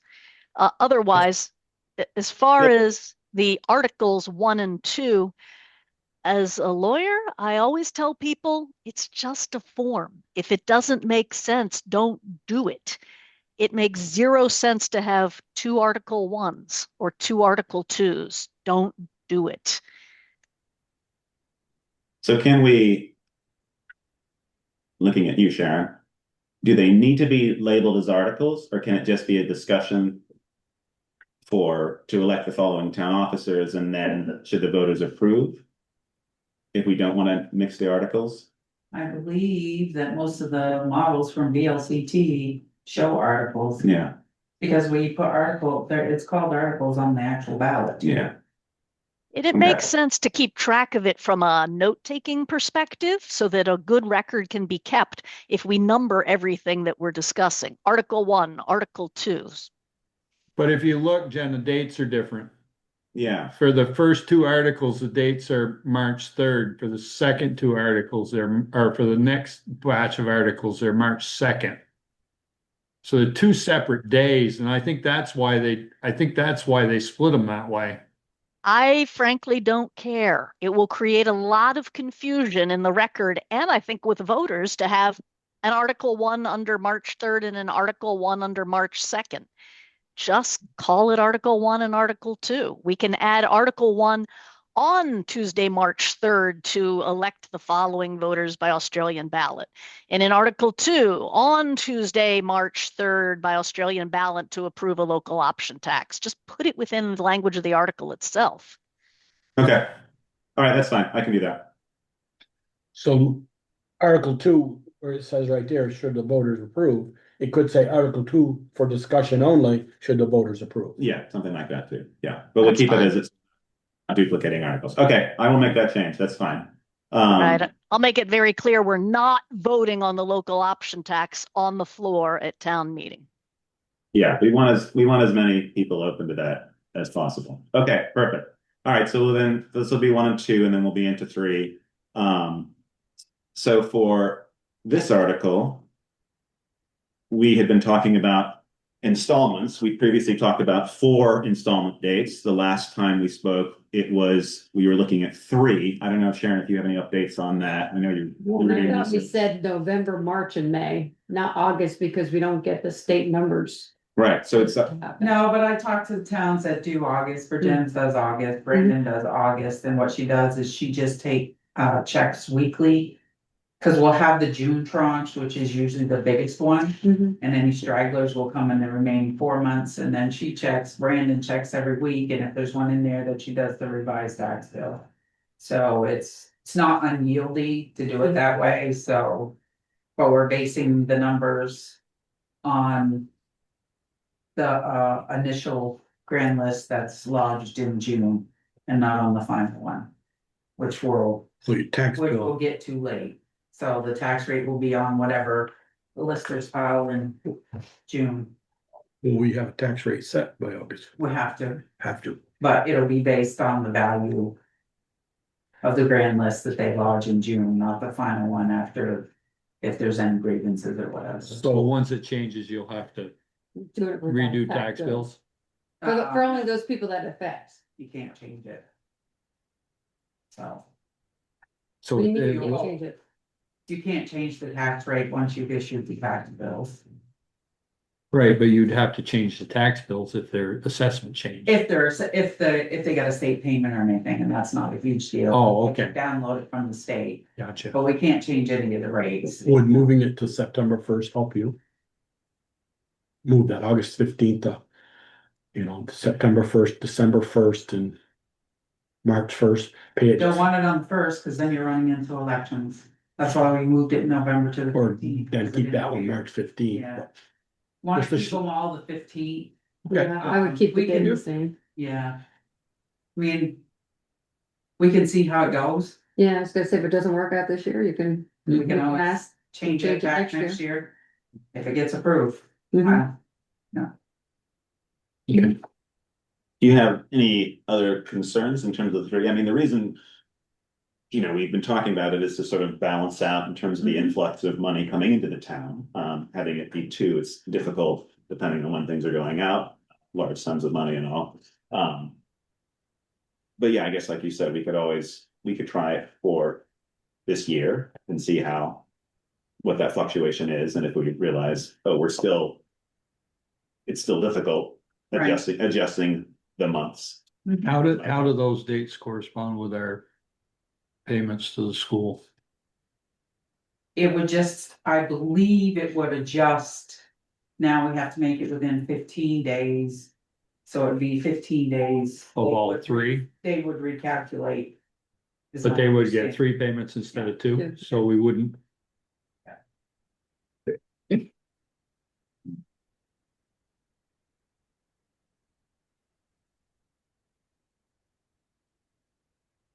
I don't know, I'd like to do away with them altogether, but I don't think that's gonna happen. Well, one of them, the August is on a Saturday. That doesn't matter though. No, It pushes it to the following Then Monday. the November one's on a Sunday, but that doesn't matter either. No, so we'll move it to. The next business day. Okay. But are you happy with these? They're fine with me. Okay. Yeah, the idea is not to cause Well, the other thing was to try. more enormous work for you because we're adding in this other day, but to try to get that balance, right? So, And then we wanted to get away from April 15th, right? That was the other. yeah. Okay. All right, we got that. The default for this one, which will be renumbered, is 8%. That's what most towns do. Ours is fluctuated. We sometimes set it at 4 and things like that. What do we want to start it at this year, knowing that it will probably have discussion on the floor for that evening? 8% is the statute, the highest you can go. So, I'd leave it. so my We question, left it lower because. Yeah. right, because it was gonna get lowered anyway. And we Yeah. figured it would save time and we always have the discussion to go even lower. Yeah. Well, It doesn't avoid. So that. after the word 8% per statute, but Yeah. It is there. It says there by Vermont law. So my question is, if we go from doing it in-house and we go back to a private tax collector, do we have a choice on that? No. Whoever the delinquent tax collector is decides that. And they will most likely be according to what the statute is. Oh, I would imagine it would be as much as they But could that's how get. they get paid. But delinquent tax collector position has been done away with. Yes, We've done away with it. But no, I think by statute, No, I don't know. Recently. I haven't looked at it. Oh, because there's been some traffic that said, make sure you don't put delinquent tax collector in there. It's paid to the town treasurer. But I don't know how many towns actually have somebody other than their treasurer that may still do it. But they did say, don't put delinquent tax collector, because. And I think the The interest, town treasurer, I think the interest rates are set by statute too. I think the they may be, the but delinquent tax collector can do that, up to, there's a limit. okay. we know we're gonna get discussion on that no matter what number's in there. All yeah. right, you want to leave it at 8? Mhm. Okay. All right. You're laughing, Eric. What's on your mind? I'd like to know. I would, I really would. No, Peter, I You have. A private conversation. No, well, I mean, I'll tell you, one of the things that's crossed my mind, I haven't sat in one of these meetings in a long time, is how hard all of you work in order to try and make sure something's right, save $5,000, save $10,000. And I don't honestly believe that those conversations are had in Montpelier at BC. So, and I give to your credit, to all of you who are here and online, that's a lot of work, and taxpayers, I don't think realize how hard all small towns work. Not unless they sit in these seats. No, it's a lot of work. Thank you. thank you. Yes, much appreciated. Yeah. And tomorrow he'll be beating up on us. Let's see. But that's okay. He'll tell you right to your face. He won't talk behind your Yeah, back. he won't. Right to your face. Yeah. You're gonna hear it, you're gonna hear it right to his Yeah, face. that's right. Well, speaking of hard work, this is what we get compensated for, that hard work. There's that, which we haven't changed from last year. All of these, because we did changes today to the budget. So I just need to update those. So we've included, this was a change last year, which was the capital appropriations within the budgets as opposed to the appropriations. And so that's what that detail down here just explains to the voters that they're inclusive in there. Yeah, and the reasoning behind that was that you know exactly what the budget for Yes. that particular department is. It's not, you don't have to look in 3 or 4 places to find it. As close as you can be, yeah. And again, with these articles, it was the duplication of that second number to be raised by taxes that was removed. So it's easier to understand. So all those will be updated, the fire department. These are set, Lawrence Memorial Library, that's their budget. Rescue squad remain the same. And we obviously voted to have that article be on every year, so in case it does change. We've got our organizations. These are Bristol based. In terms of their asks, and those are all correct. Madison County Restorative Justice Services at 2, they're on, I think it's their 3rd year. I think it's their 3rd year. Okay. And then we've got level funded for the rest of the organizations that are outside of Bristol. Then I got Article 14. Then we have 2 additions this year that came through via petition. Can we see that? Do you have them marked up? For what? those two petition ones. Yeah, I'm gonna show them. I just have, I have the ones that in terms of the forms that came in. Just find those.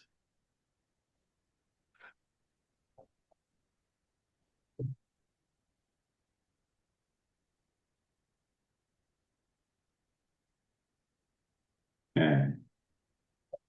Let's do the healthcare one. So.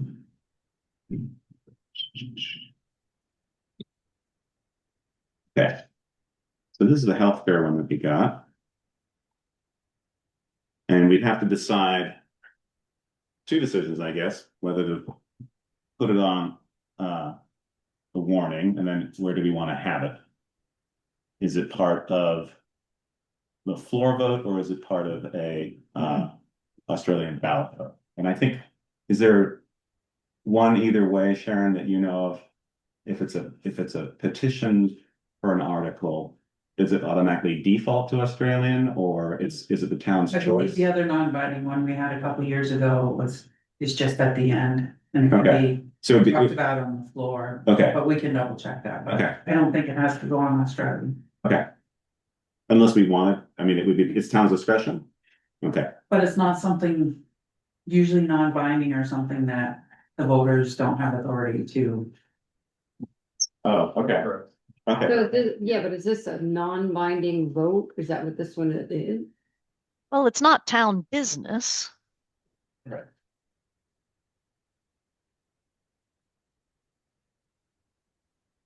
I think if it's not town business, it's an article for discussion only. Yeah, but they're Like- asking us to vote to Adopt adopt a resolution to say this is what we want the town to endorse. So it would be binding. And if they, to me, if they want the town to endorse it, then everybody stands behind the curtain. I was Gets to gonna vote on say, it, not, that's. not the 60 or 75 of us that are upstairs, you know, get a major snowstorm like we had last night, today. Maybe the attendance down to 25 Mhm. and they don't speak for the whole 3,000 1,800 to people. 3,000 voters. Jen, what are your thoughts on this one? To me, I'd just rather do non-binding. Yeah, I don't have a solid opinion as to whether it should be a discussion on the floor or if it should be an Australian ballot vote on this. Otherwise, the general language is shall the voters of Bristol call upon the General Assembly. It's not a directive to the select board to take a position. It's general question. So it seems non-binding on the town, but it's certainly a statement that can be passed along to the legislature.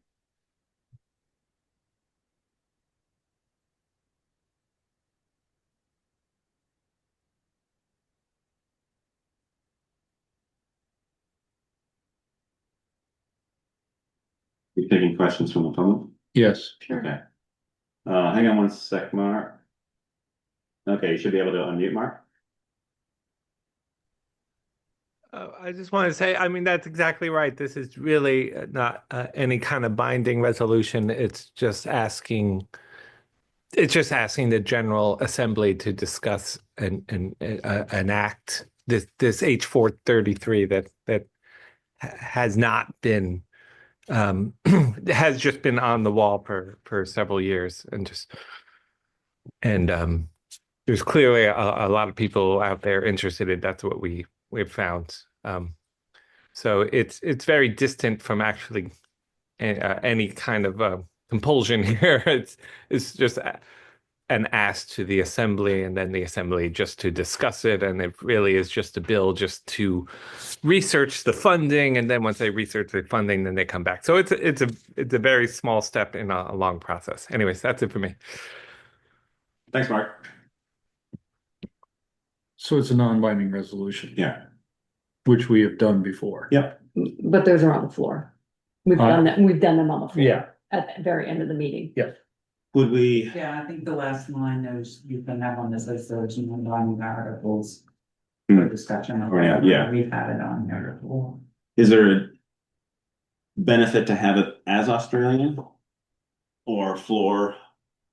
I mean, I guess you would know I don't think, the voting. it is gonna be a terrible thing to say, but I don't believe the average voter is informed enough to be able to make a decision on that. Oh, okay. You got I three mean, people that raised their yeah. hand, Huh? too. Oh, There's geez. 3 people that's. Yeah. Hands raised. Yeah, I know. So it's sort of, yeah. Okay.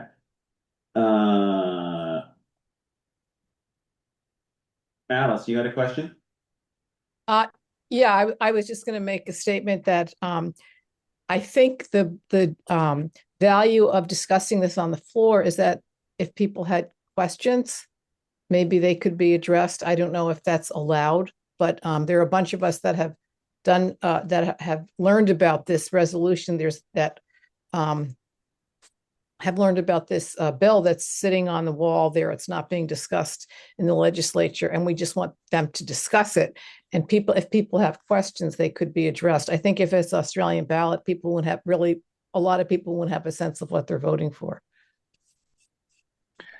Okay. I know anything that I've done in Montpelier that has to deal with bills, if you're not sitting there and don't understand what they're talking about, it makes absolutely no sense to you. Okay. All right, so probably a floor, put it at the end for discussion, That would be, if we agree. Yeah. Put it on.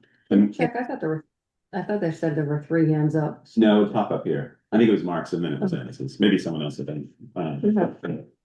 So what are the board members' thoughts about including this at the end of our warning for Monday meeting? Did they have to get the petition signed? Was there a Yes. petition that had to be all signed, so all that had all been done? Both of them have plenty of signatures for. Yeah. 200. Yeah. You see the other one? Yeah. Let's decide on this one. Okay. Yeah.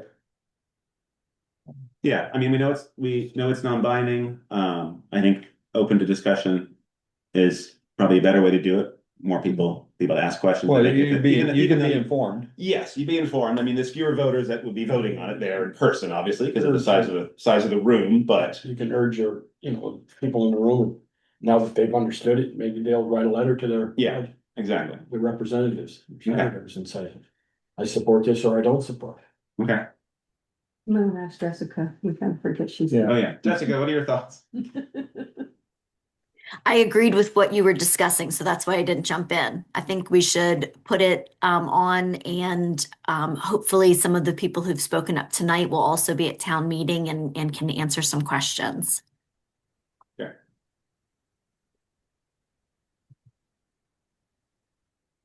Okay. So Consensus? the general consensus says it's Okay, on. can I have this? Okay.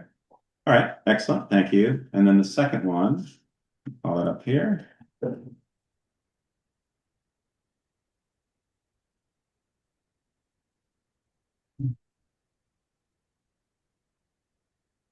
Nope. Not I was good. gonna say, did you like disconnect? No, I don't think so. There. Oh, Jesus. I don't wanna do that. See? Yeah, seriously, what am I doing here? Okay, there. There's information on 430. Thank you. Okay, and this is the second one.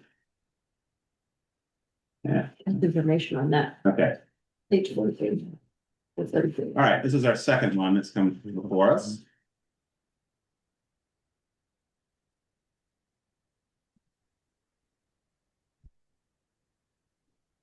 Okay. Jen, do you have any thoughts on this one? I was just thinking about another question, which at our last town meeting, someone, Bob Bernstein maybe, put forth a resolution to bring a vote on the police district. I didn't see that in these town meeting mornings. No. We'll discuss that in a second. No worries. Okie dokie. I'm reading. Oh, Okay. Is this germane to town meeting? Yeah, that's why I have that. Is it what? Germane to town meeting. It's It's not neutral to me. Like, did I it tried to- get all of the required signatures? Yeah, That's almost a given. You could get, Well, if you I mean- got all the required signatures, I don't think we can discriminate and say that the people who want health care are allowed to discuss it at town meeting in the other business section, essentially. And people who want equality for Palestinian people are not allowed to discuss it. but what's Does it gonna make happen? Does it make sense though to put something on the ballot that the select board has no obligation to put on when it resides outside of their control? foreign politics or policy. Then perhaps you might want to call your town attorney and run this by the town attorney to see if the town attorney thinks that this would be a legal warning. I did What did he say or she say? what I just said verbatim. Oh, can you repeat it for me? The town of Bristol Select Board has no obligation to put anything on the vote that is outside of their control. Foreign policy. So it's not germane to, it's not germane to the town, it's not germane to the state. Yes. And we also have to be careful with our federal grants that we have. Okay, hang on. Eric? No, well, just that is why I'm here. I don't understand why this is for us to vote. There's some language in it that's troublesome, but, not here for that. I was troubled by the fact that they're asking for the select board, to pledge. But, you know, that just seems odd to me, but for something that is foreign. Okay. Can you state your name, please? sir? Nick Dooley, and I was one of the people that petitioned for this. We're asking the town to adopt the pledge. I guess advising the select board was the language that other towns have used when they've done this, but Vermont town meetings have a long history of addressing international issues, apartheid, Vietnam. There's a longer list. I think the League of Cities and Towns actually admits this or details this on their website a bit. And talking about the history of town meeting, and it's a Vermont issue because we're all paying taxes into this. We all know, I think, that we have very little control over where a lot of our tax money goes, and very little opportunity to express things on the record about how we feel about larger issues than are happening just in our town. But we're all involved in it. We're all sending federal tax dollars over there. We've probably all spent thousands of dollars on this over the past decade or so individually. And I think it's important that the community is able to voice their feelings about it, put it in the town record, put it in the opinion of the town for people to read in the future. Generations should know how we feel about what's happening, even if it's not immediately in our town. The world is extremely interconnected in ways that I think we can't even imagine at this point. And yeah, I love to see it discussed on the floor. We got Jessica, she's a board member. Yeah, Jessica? I'm just concerned with the last statement. I mean, obviously opposing all forms of racism, bigotry, discrimination, and oppression is pretty easy to say, like, yes, we support that. But the last part about pledging ourselves to join others to working to end all support, as a select board, if we sign on to something like that, would we need to try to track down like sourcing of materials, any of our finances? Like, I just don't know what that obligates us to. It makes me uneasy. The healthcare issue, I think that makes sense because it's healthcare in our state and it's one of our biggest cost drivers in our budget. So asking the legislature to pay attention to that issue is important town business for us. This one, I'm just not sure what exactly we would be committing ourselves to or how we would go about joining others to work to end this support. It's just very vague. I'm not really sure what it means for us. Yeah, I just wanna, so when I first started learning about anti-apartheid movements, and just the word apartheid, not really understanding what that really meant. I had fear about it. I had concerns that like have been expressed tonight. But as I go deeper into learning about it, I've come to discover that change happens not in the bigger picture, it happens in all the little pictures that add up together over time. I know that there are at least 5 other towns in Vermont that have adopted this pledge last year in March. I'm not maybe all but Brattleboro, Plainfield, Winooski, Thetford. Thetford. Other towns have done this already. And so I feel like there's a way for our select board, our town, to learn from what they did and what they're doing, so that it doesn't make it such a burden on the select board.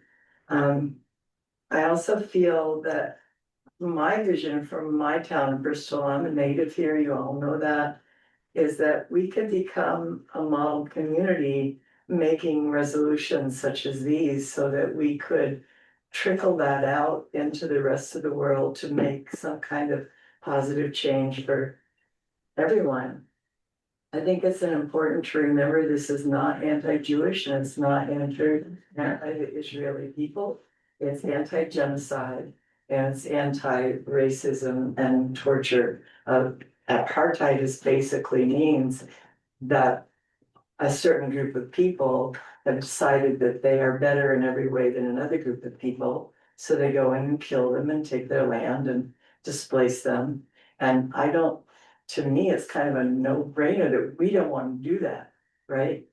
And knocking on our door right now are the things that are happening in Minnesota, which is an apartheid-like movement.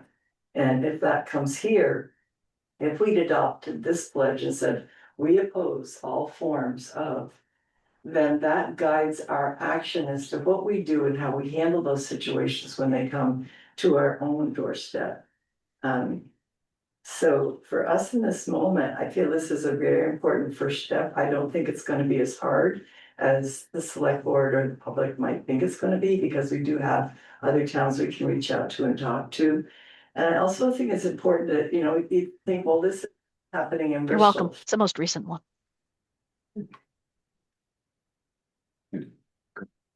We might think it's not happening in Bristol, but we have racist incidents here in our own town. It could fall into this. I think it would have a bigger effect than we can even imagine right now. It supports our equity committee and how to fulfill their purposes. It supports our mutual aid workers and their helpers, with dignity program, workers' rights, responses to other inequalities in our town, other unequitable things that come up here and there. So I think of this as a cornerstone for a foundation for something we can grow over time that can really make a difference, not only to our own town and our own state, but to our country. Thank you for listening. Eric? I felt like when I read this, that I think what probably bothers, seeing what moves outside of personal right, is that this decided to be specific. I don't know what happens when you're sworn in as a select board member. Typically, political people are sworn in to uphold the Constitution. And there's an American ideology that goes along with that. And everything, this is one of those things that's a difficult piece to read, because it appears as though, hey, like, we're committed to freedom and justice and equality. Those are American ideologies. I think typically, not that it doesn't exist, because we're in an effort to create a more perfect union, but we're opposed to racism, bigotry, discrimination, and oppression. It bothers me that this is asking, shall the voters of Bristol advise the select board to adopt the following pledge? So who's pledging to that? Who hasn't already? Without the specific words of Palestinians, and the final piece of to join others to work to end all support to Israel's. So I'll tell you, I'm a bit of a politically isolationist libertarian. I don't think that we belong poking our nose in any of that anyways. So I don't feel like this is coming from either one of these two perspectives, but I believe that you already have done this. And we've done that here when you signed in. So I think there's a redundancy to this, and it's bothersome that it's specific to Palestinians and Israelis, that we've decided to end all support to Israelis apartheid. I don't think there's an American that typically is in support of apartheid. We grew up and lived through the end of apartheid in South Africa. I just think that this is outside the scope.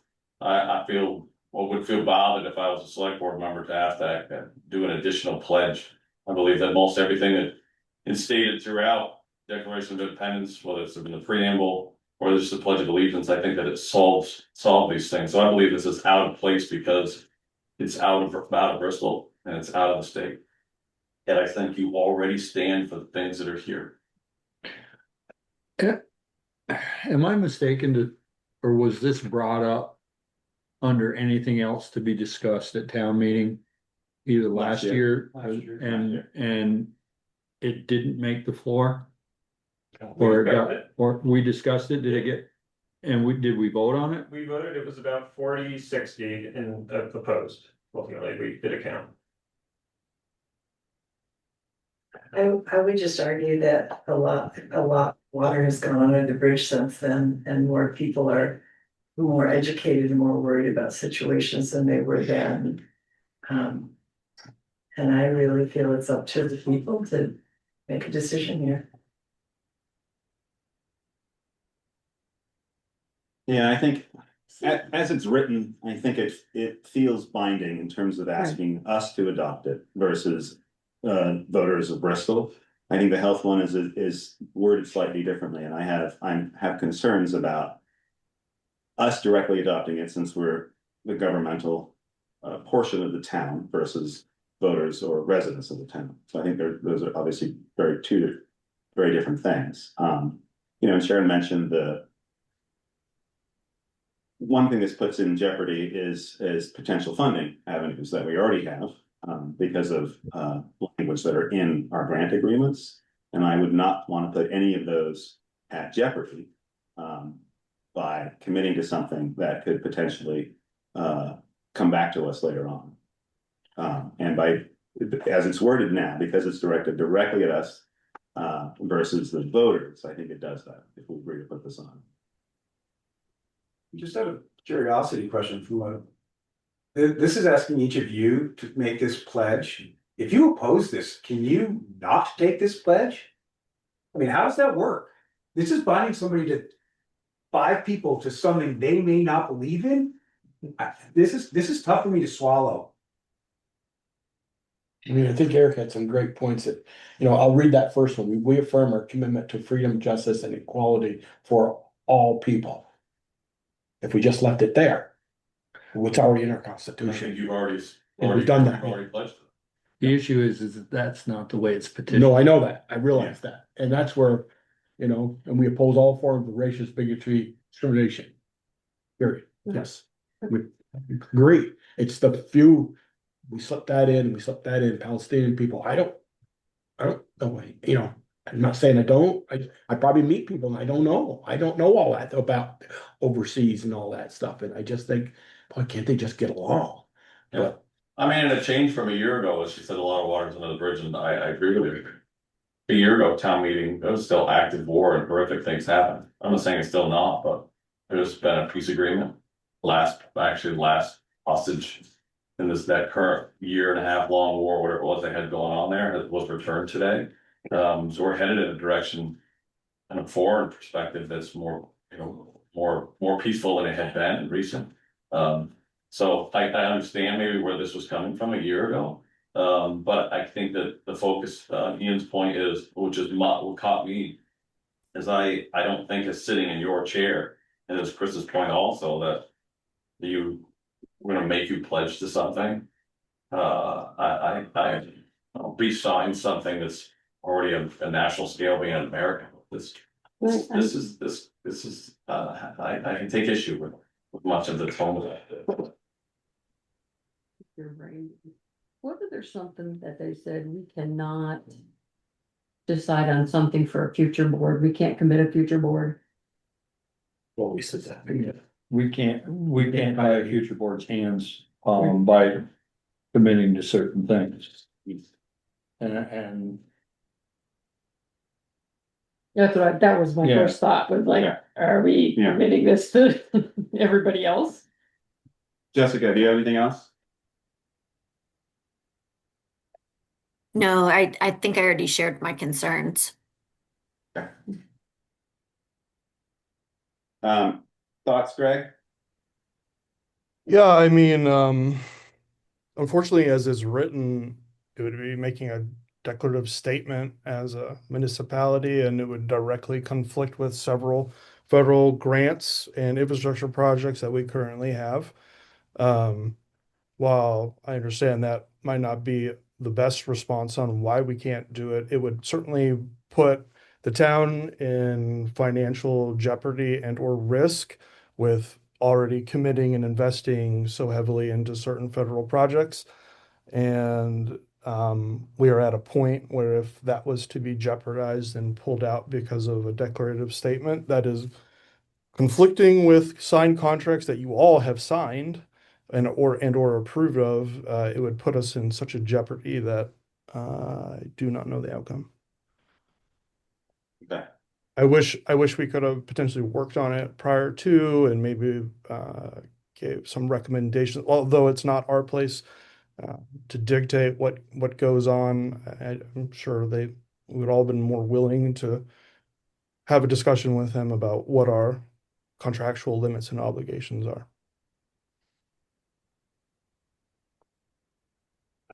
There's a bunch of points that have been raised. I've been under the impression that this would be non-binding since I came up with this petition language and Sharon and I talked about ensuring that it was correct. I think we've used the word non-binding a bunch of times in those conversations, Sharon. I don't mean to put you on the spot here, but I'm surprised that it's being considered as a binding agreement. I do fully understand that that has a whole other set of implications. I also, I mean, I guess I'm interested in what we can do here to get some version of this on, it sounds like there's generally a negative sentiment here, so I'm curious to hear what we can do to get this on there. I do understand the concern about having the select board as individuals adopt the pledge. I understand that is how it's written. That was the text that other towns have used. My understanding, again, was that it was non-binding and that was the way that the town as a whole, that is the language that is used for the town to adopt something like this. I could be incorrect about that, but that was my understanding. And that's why it's worded like that. I certainly, this isn't directed at any of you five personally. I wanted the town to express this as an entity, as a community, so. We can't change the writing because that's the way it was petitioned and that's what you've got your signatures for. So we can't change the article as it is and put it on the warning. It can come up at the end of the meeting from the floor, like it did before.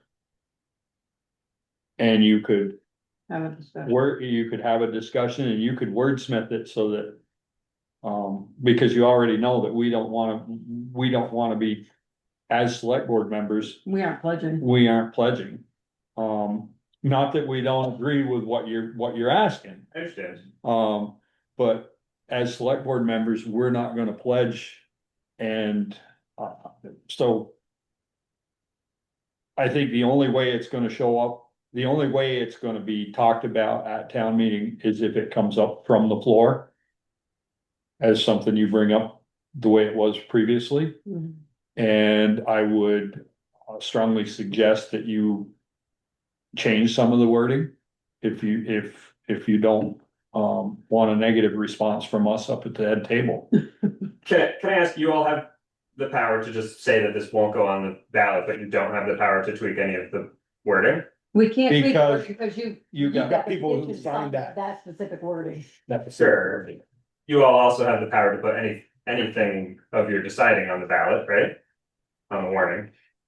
I would say that. Within a framework, Right. sure, I mean, in terms of the article. If it's germane to the town of Bristol. Correct. And Yeah. you know, this is. Maybe it's. What we wanna move forward for as the town of Bristol is Eric suggested, it's stuff we're already doing and. You know, without some of the specifics, it would be a whole lot easier to say it's not a problem. But I think the way it's written right now, I can't endorse it, and I personally, it's not germane to the town of Bristol, so I personally can't vote to put it on the warning.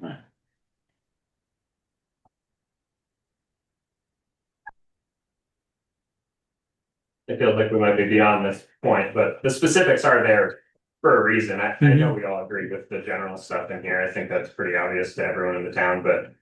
The conversation around specifically what the state of Israel is doing to the Palestinian people is the point of putting this on the ballot. Again, I did I was under the understanding that it was non-binding, so the conversation was very much the point of that. I would hope there would have been next steps, but that was outside of the purview of this, as far as I was told. So. Yeah, I think that's all I have to say.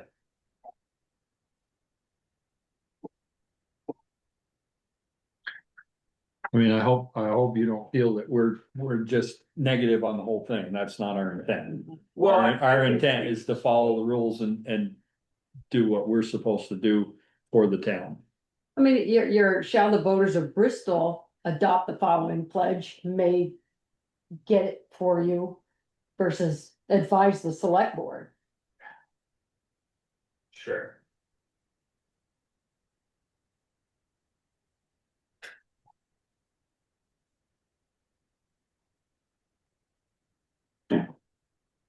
So I believe the consensus is, and if you want me to call for a vote, I will, but I believe the consensus is that this is not gonna appear on our warning.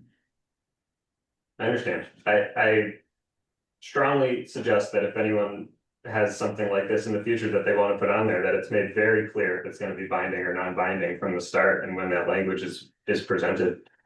Yeah. And I would take the officials out of it and make it the voters, not, because you're asking me to put my name somewhere where I may not want to put it. And like Michelle said, we're not gonna, the way this is written, we're not gonna sign to it. So my only point to what you'd asked about being manipulated. I would be concerned if you came in with a petition and the town, as a town official, I've directed you how to change it. That would scare me. I might tell you that you might want to reword it, but I would never give you advice.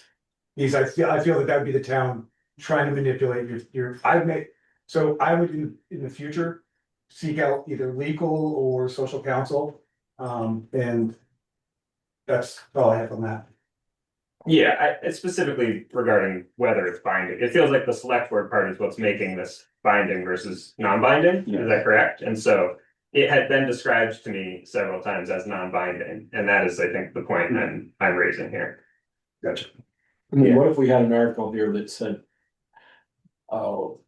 we have the select board adopt the voters of Bristol have select board adopt the policy to end the Russian-Ukraine war. The five of us, I don't have a lot to do with that. Nothing, and that's why I think it's, I get what you're saying with this, but it's just, I can't put my signature on something to adopt that. I understand. I think there are many more local implications with a specific issue than Russia, Ukraine. We have state legislators going on all expenses. I'd love for it to be clear that the people who represent us don't do that, right? Or shouldn't do that because we don't want them to. I think there are some very specific ties with this conflict in particular here, including the financial ties where the United States very much supports Israel materially, politically, on the world stage in a way that we don't do for any other country. And that's why we're talking about that specifically, just to tie up that point. I obviously feel this about every conflict in the world. I wish it could all just be good, but we're talking about this specifically because we're all tied to it, so. And because it's happening in the United States now. Yeah. It's happening in Michigan right now. Happening in Maine right now. Drains and So when we say it's not germane to Bristol, I mean, I did this because I was doing it for myself, not for Palestine.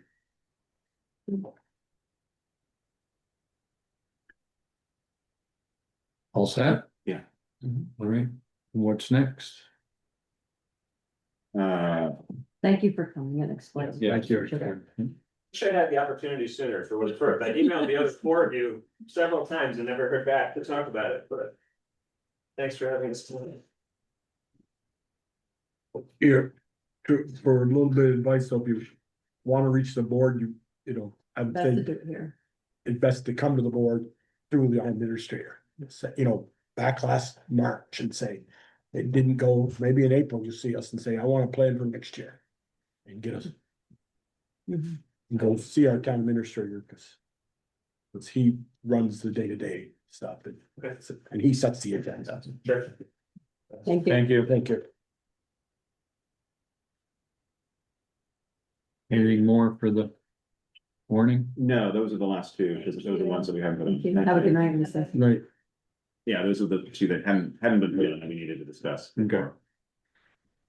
So if there's no further discussion on that, we have a motion and a second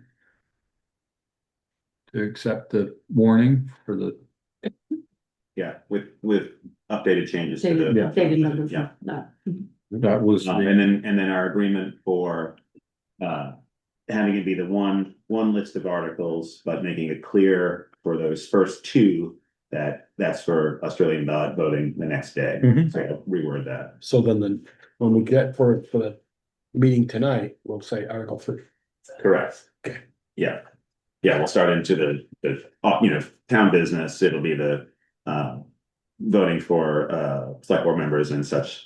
And then it will be a lot, Yep, lot, and then we're getting into the next article, which will probably be, Article 3. yeah, But transact any other business for the town. Right. Yeah, which is when they can talk about all the articles on. yeah, On the, yeah. Jen, anything else on the warning that concerns you? Nope, nothing else. Thank you. Thanks, Jen, Jen. for getting online. All right, Jennifer. Good night. good night. Thanks, Jen. So all those in favor of approving the town meeting warning signify by saying aye. Aye. Opposed, nay. Motion carried. Select board roundtable. Michelle. Then say thank to DPW for Yes. the roads and that. For the couple hours they put in the last few days. Hey, I went into town and I had no problem on our roads. Yeah, they're doing an amazing job. I saw Yep. Eric today up on Mountain Terrace. He looked tired, but he was still going. But yeah, they've done a tremendous job, the whole crew. Tell him to come get me. Oh, come on. You've been here long enough. You should be able to drive in the snow. Rescue you from Middlebury. Yeah, I drove to Middlebury this I morning. drove to Middlebury today. I can pick you up. Going Brady. back tonight. Boy, you're getting it hard. I came out, saw my shadow, went right back inside. Oh, gosh. Is that it? Yeah. Jessica. I don't have anything new. Okay, Ian. I'm continuing to work on the town report. Almost have all the reports in. I need one from the, Yes, you need quite a few things from me. What? Hopefully tomorrow I'll be able to work on. but I know I'm gonna get there. You can't leave yet. We're not done. Yeah, so that's almost done. We got all the reports from civic organizations, got all from departments. Thanks, Thank Andy. Thanks, working Mom. on the, thank you for coming. Working on the town administrators report, which I'll do the majority of, given that I was the interim for 7 months. Work on that with Greg. And what else is going with that? Jimmy. What's going on? Oh, AZ wants to just talk during 7A on the Oh. planning grant. So I just Okay. to make sure we don't skip fire. Yeah. Yeah, so working on that, so that's almost set. That needs to be sent off the first week of February, if all goes well. I'll be emailing you, sending the dedication and in memoriam write-ups, just for a little bit of feedback. But yeah, it's going well, and it's almost done. You have people that are reading it for you? I know you usually have a crew that Yeah, kind of I can, checks you. if anyone would love to read it, like to read it, I'm more than happy to send it along. I'll read it. I just Okay. don't check the numbers. No, it's fine. I The numbers, Contents. no, the numbers should be pretty decent. We will have, we'll have numbers for capital funds in there. We won't have capital, equipment plans or plans in there to town plan update. And because we were sort of, I didn't put them in last year because of just getting those numbers accurate, but I think they need to be revised anyway. And I think now with the new town administrator, this is a perfect opportunity to do that. But we will have full capital fund details, just what we have currently in those. We just won't have the plans associated to each department. but yeah, that's going well. Yeah, we had as I mentioned at the top of the meeting, we had the meeting with Silver Maple Construction regarding the Holly Hall and Library project, which went very well. So we're very excited about that, but Greg will probably speak more to that for his report. That it? Yeah, thank you. Okay, Joel. Jill, I see some bunch of hydrants been cleaned out around after today's snowstorm, or? I have it on the schedule for tomorrow because if I do it during the giant plowing while it's still snowing, they fill them right back in instantly. I did see some of them, and I just put it out there to people. If you've got a fire hydrant near your house and if it's not shoveled out, shovel it out, because that one could save your life. Yep. Yeah, but we will go to all of them tomorrow and push them out, and hopefully they won't get pushed back in immediately. Oh, and then I know we just approved the town meeting warning, but we're gonna answer the $1 million question when they ask police department going townwide. I know we didn't have the numbers, so we didn't want to, but we did have a vote last year. We did have them ask us to vote, yeah. No, we have to be dealing with that. Right. Well, I think part of that is that our last discussion on it was the feeling that more work needs to be done. And it's not, the question isn't just, should we go townwide? It's what should the police department look like? I think that's the bigger discussion. And I think that's where we need to start. I think we had so much on our plates, and not to make excuses, but we had so much on our plates this year that we didn't have the time to give it the conversation that it needs, and maybe that's the explanation that we give at town meeting. Yeah, and say, I guess what we need to do now is figure out whether we're gonna commit to having some public meetings where we can get some input from the public and see what they want the police department to look like, and have the police there, and what can they offer, and what would they, what do they feel they could cut back on, and we do it another way as opposed to having officers do it. I think that as much as I like the simplicity of asking the one question and getting a vote and then reacting to it each way, I think it's way too big a thing to dive into with just starting with that single question. I think a lot. And you're right. I think if you just ask that question, I would think fail. I know what the. And I know that people are going to be frustrated about it, but I want people to know that I've spent a great deal of time working on it this past year, and it's much larger than I think what we all thought it would be. Much larger than a simple question. We've continued over for year after year, and people want to have that answer, but it's not. It's more than just that question. It's a lot more that's tied to it, and I think it needs a much more research done, and it's just a different way of exploring what the police department is for Bristol. I think in the past, Joel, what we've done is, what would it take for the police department to go townwide instead of and try to develop a budget, as opposed to, like Ian said, what do we want the police force to do for the town? Yeah. As a whole, not just expand into the town and give it the same coverage that we're giving the district. Because there's concerns in the district. I've heard concerns from district residents that are not in favor of this because they feel they're gonna lose service. Yeah. And, and I've heard concerns from people outside the district that say, I don't need them. I haven't needed them. I know that, I lived on Plank Road for 20 some odd years and never once I paid the tax the whole time I was there, and never once needed the police force. But if I called them, I damn well wanted them to show up, so I get both sides of it. I guess I was looking at just maybe a non-binding. We've done that. Just because we could jump through all those hoops and do this study, and believe me, I served on 2 committees and I watched them, and say, just answer the question. Do you want us to look into going townwide or not? Well, that's what I think. I think that's what the question is. We need to know what are you gonna provide? Are you Yeah. gonna provide the same hours of police coverage for everybody in the notch that you provide on Pine Street? I think we know the general consensus of people in the district and outside of the district, both ways. Like, I think we have a very good idea. Yep. And this Um, board is what, almost, yeah, if it Right. was 6 of us on here. Yeah. right, and It's so I three, think, like, out of the district and 3 in the district. I think we know the answer to that question. But I think the complexities, because the town started with a district police force, the complexities of growing larger to outside are far more complicated than just asking the question, do people want to go townwide? Because there are so many things tied to what the district is. And I think that's what needs to be looked at. And, in my research, trying to create a narrative that you can explain to people outside of the district to vote yes for this, because that's the idea. I'm putting it forth because I want people to support this. I don't want it to fail.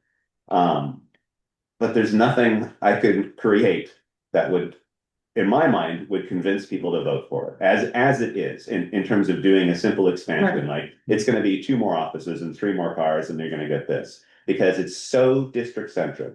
And so I think the first stage is just looking at the district itself and just seeing how it's made up and what happens within that department. And then how do you then start to look further afield and see what are the things that are needed in the town, not just what the police department does, but what are the needs of the town. I don't think we have any of that or any idea.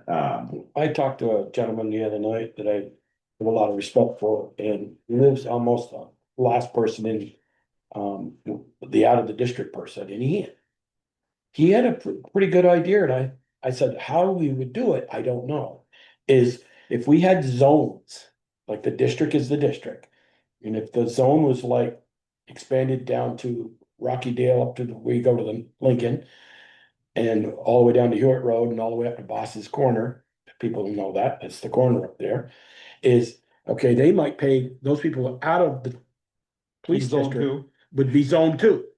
And they might pay $250 a year for service. And now I might pay $100 per year for service and where I live. And I won't say it on camera, the person was, but Why would they pay, if they were in zone 2, why would they? no, they were the last person in Starksville, or on the Starksville Bristol line. Those outer ones would pay $100, $150 a year. And I said, well, you're probably paying close to that with your $30,000 to $15,000 worth of, no, $100. But he says, so if we picked up the phone and they could come up, or I could go down and get the service, like a VIN number or verification or there for that. He goes, but I said that would be almost virtually impossible to do for taxes. But I thought it was a pretty good idea. And if the camera was off, and the thing was off at the end, I would tell you who it was. But And isn't that sort of what the hope of where you want to go is ideas like that? Where Yes, that's part of the discussion, right? Public forum. Yes. And I mean, in my mind, the vision is you walk in and say, here's what our police force is today. You take that piece of paper and you turn it over and it's blank. What do you want to see? Yeah. Ask the question. Not how do we jam that square peg into that round hole? Yeah, exactly. How do we get Michelle to pay for our policemen? Right, I mean, that's the question. That's really what the question is. Yeah. People in the district who have raised this, including myself, like, it's very expensive. And so, but at the moment, that relies on me as a taxpayer to get to a point where I say, I think this is actually too expensive for me to pay, and I say I'm not, and I vote no on the budget, right? That's where that discussion starts. We haven't gotten there yet. We haven't gotten anywhere near. But I see as the budget gets higher and higher, just because of the costs outside of the control of so many people within the department and with us, at a point it's going to be where people are similar to the school, We have had the budget rejected, and I'll tell you what, it ain't no fun. Yeah, Well, I know. I mean, just think, if we lose our police officers, Yes. then what do you do? Yes. State police. Right, it'll be disbanded, you'll wind up. I did, Ended up disbanding. and I did talk with that officer that was 3 or 4 years at Waterbury. He's bound back to the Navy barracks. And he says they still offer that program. He said Bristol would probably 2 officers now are about $450,000, and it's 24-hour coverage or 20-hour coverage. Yeah, cause they're off from 2 to 7. Yeah. Or 2 to 6, that's something. Yeah, it's similar to our town plan that we're gonna be working on. The police department is in that, it's in all encompassing plan, so it's. I could it's write part- that right now. But you won't get the service, the village residents will not get the service that they're used to. Correct. I mean, things will obviously change, but I think it starts You with. can't have your cake and eat it too. Yes, I know. And it is the round peg and the square hole, or vice versa, like that's what it is, because we agreed, the village before us, maybe not before, no, before you. So, To make it so it was district owned, right? It could have been the opposite, where it could have been the fire. I'm sure some towns have that, where it's not a townwide fire, it's so it just so happens. It was a district fire. It it was was a district. Yeah, it was a the village police, it was a village fire department in the. and village police. In village. At the same time, was it then, it went townwide fire? Townwide but- fire. It was always townwide, the town paid money to the fire department budget, to Oh, the trustees. okay, right. And that's why the men, They had to live in the village. you had to live in the village, number one. Number two was, the first tanker was given by Fred Jackman, who was the fire chief. Yeah. Because the town father said, we don't need a tanker, we don't own a fire department. And they came around and said, we want a fire. But that, unfortunately, that decision really has affected this, because it's hard to then expand. Yeah. And convince people, especially We'd because. still be a village in town if. And it's mainly if we had because they had to take. so much of what the police department does and why they're so fantastic is because it's based in the district, and it's accommodated that district for, Yeah. many, many years. Over That's how 100 it's years. been designed and built. But Greg wants to say something. oh, hi Greg, sorry. Sorry, we got off Blackbird's You guys are just yapping away in there. Look, I spoke to Bob Bernstein, who was, I believe, the gentleman who brought it to the floor last year. And I explained to him that he obviously came in wanting to talk and see if we'd put it on. And I spoke to him and I said that I personally did not feel that we had enough information in terms of what the implications were to the tax base, and that it deserved more discussion from a community engagement standpoint. And Bob, who made the motion to put it on last year, seemed pretty amenable to that. And I think Bob probably represents most of the voters, in that if you're going to just give them two choices and say pick either A or B, they're going to do just that. But I think that there's an appetite to like engage more and have more of a buy-in on what their tax dollars are going to. And I think in doing that eliminates considerable. So the thing is the questions are because you've only given them two ambiguous choices, when we need to really develop both options. And so what I'm trying to say is I don't think you should be pressured and afraid to go to your constituents and say, we need more time to develop a plan. We made a commitment to do it this past year. It got away from us. And also in doing so, we realized that this was far more nuanced than we previously thought, which would not be lying. And that we want to make sure we implement this the best way possible, because the implications of hastily putting it on just for a simple vote could be pretty detrimental when we're not exactly sure what the causation of that is yet, or excuse me, the consequences of that yet. So it would make more sense to have a, engaged, informed approach, and instead of just rushing to put it on, like let's talk to the voters and see what their input is, and let them develop the plan moving forward. And at that point, I mean, you have their buy-in at that point, correct? So, I mean, we're not fighting over what the budget is when the budget is informed by the voting base, and let them determine. Yeah, it could be detrimental to both sides, because if we had it just voted on, and you hit the nail right on the head, when does it get to the point where I can't afford it? If they've said no to townwide, yeah, now you know that. Right. That tax is gonna be borne by you, and when does the straw break? Yeah. Anything else, Joel? No, that was it. I knew that'd be a good one. Yeah, thanks, Jim. No, it's good. I'm glad you. No, raised it that, is- because it is. It's something that we needed to close before moving towards Well, that meeting, so it's good. We gotta have an answer. We gotta have, and I want you to speak to it when we get that question asked Monday night, March 1st or 2nd, whatever that is. Do we, the first article allows us to talk about Correct. During town. Anything or town business period? Town, how's the first article read? It's to conduct the town. Hang on a second. Cause I've read that letter that John sent us and all those questions and. And I have answers for him, but I need to get to that. Our opening article is to hear the reports of the town officers. So Yeah, we could, That's- that that's- would be a good place for us to report out before we get slammed. Correct. That'd be a good spot. Yeah, people will see the ballots and already know the question's not on there, so that's the perfect time to do that.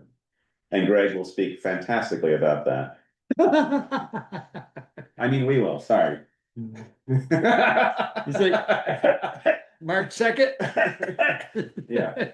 I won't even be able to zoom in. I know, he'll be somewhere, no. Yes, that's the perfect time to do that. There. So. 3 hours of plowing, let's go.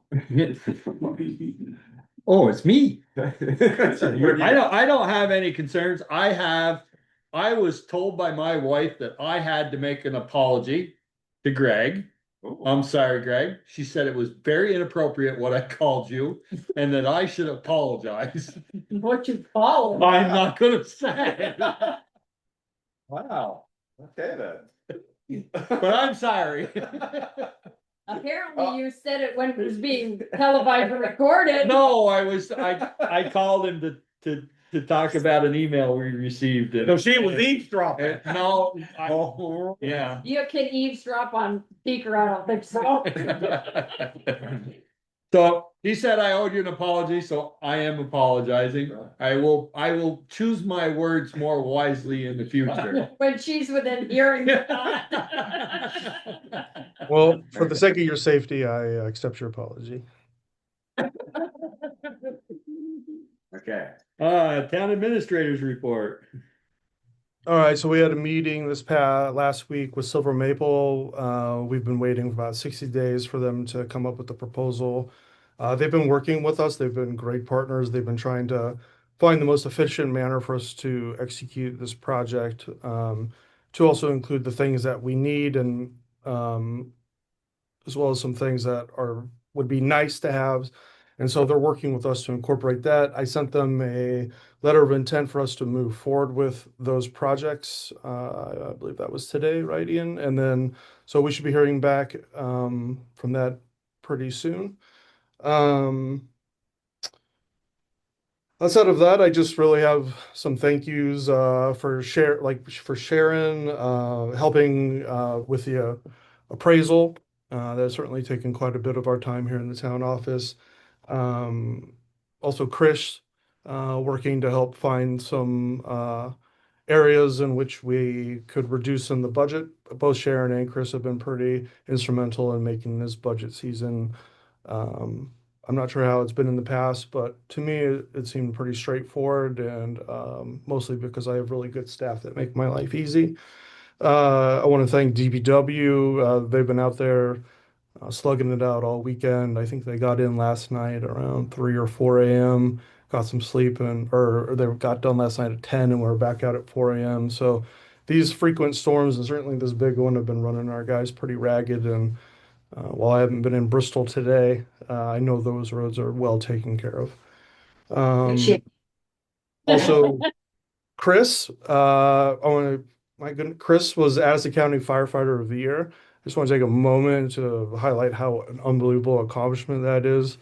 And no doubt it's, we all see it if you work in the office, Chris coming in after hours and helping support training for the fire department and everything else. And I just really love having him on staff. But I just want to take a moment and say, Chris, well done, man. It's such an accomplishment. So,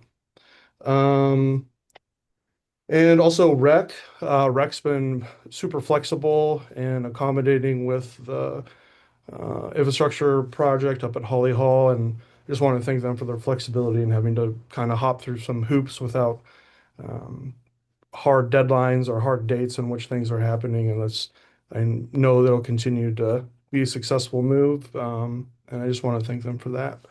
Outside of that, I don't have anything else. Feel like we've hit a lot of high notes tonight. So, go ahead, Peter. No, when you're done, I'm sorry. Yeah, I mean, that's all I have really. It's just really just get this budget across the line tonight and some of our amendments. So thank you all and thank the select board for working with me and helping getting this thing together. It's no small task to go through, even a small town's entire budget and to fully understand what goes on in and day out operationally to make all the lights and the roads and the fire and the police and everything go. It's quite a bit, and uh, we don't have a whole lot of people running this town. So just wanted, if I miss anybody tonight, I certainly wanted to thank them as well. It takes an entire team to make this thing happen, and so I certainly appreciate all their help. I don't want to steal your thunder, Brett. So have you got something you'd like to say? I'm sorry, Brett. I didn't know. No, it's me. I was gonna say it, but I'd rather have it come from Chief. Is there something else in addition to, or I'm not following you, I apologize. In addition to Chris. Oh, yeah, the Addison County Firefighters Association, we are no doubt the most active county association in the state of Vermont. We hear it year in and year out from state leadership. We're such a cohesive group, the 17 fire departments that make up this county. So when you receive an award from the county, to me, it means more than if you were to receive an award at the state level, because I think we as a county put forth more nomination letters than probably the state receives on an annual basis. So I think it speaks to the importance, the recognition that goes along with such an award. And Chris has been a part of some pretty amazing projects at the fire department. The behind the scenes stuff. The one that stands out to me the most is obviously the Conex box training structure. That has been such a wonderful addition to our department, to our training.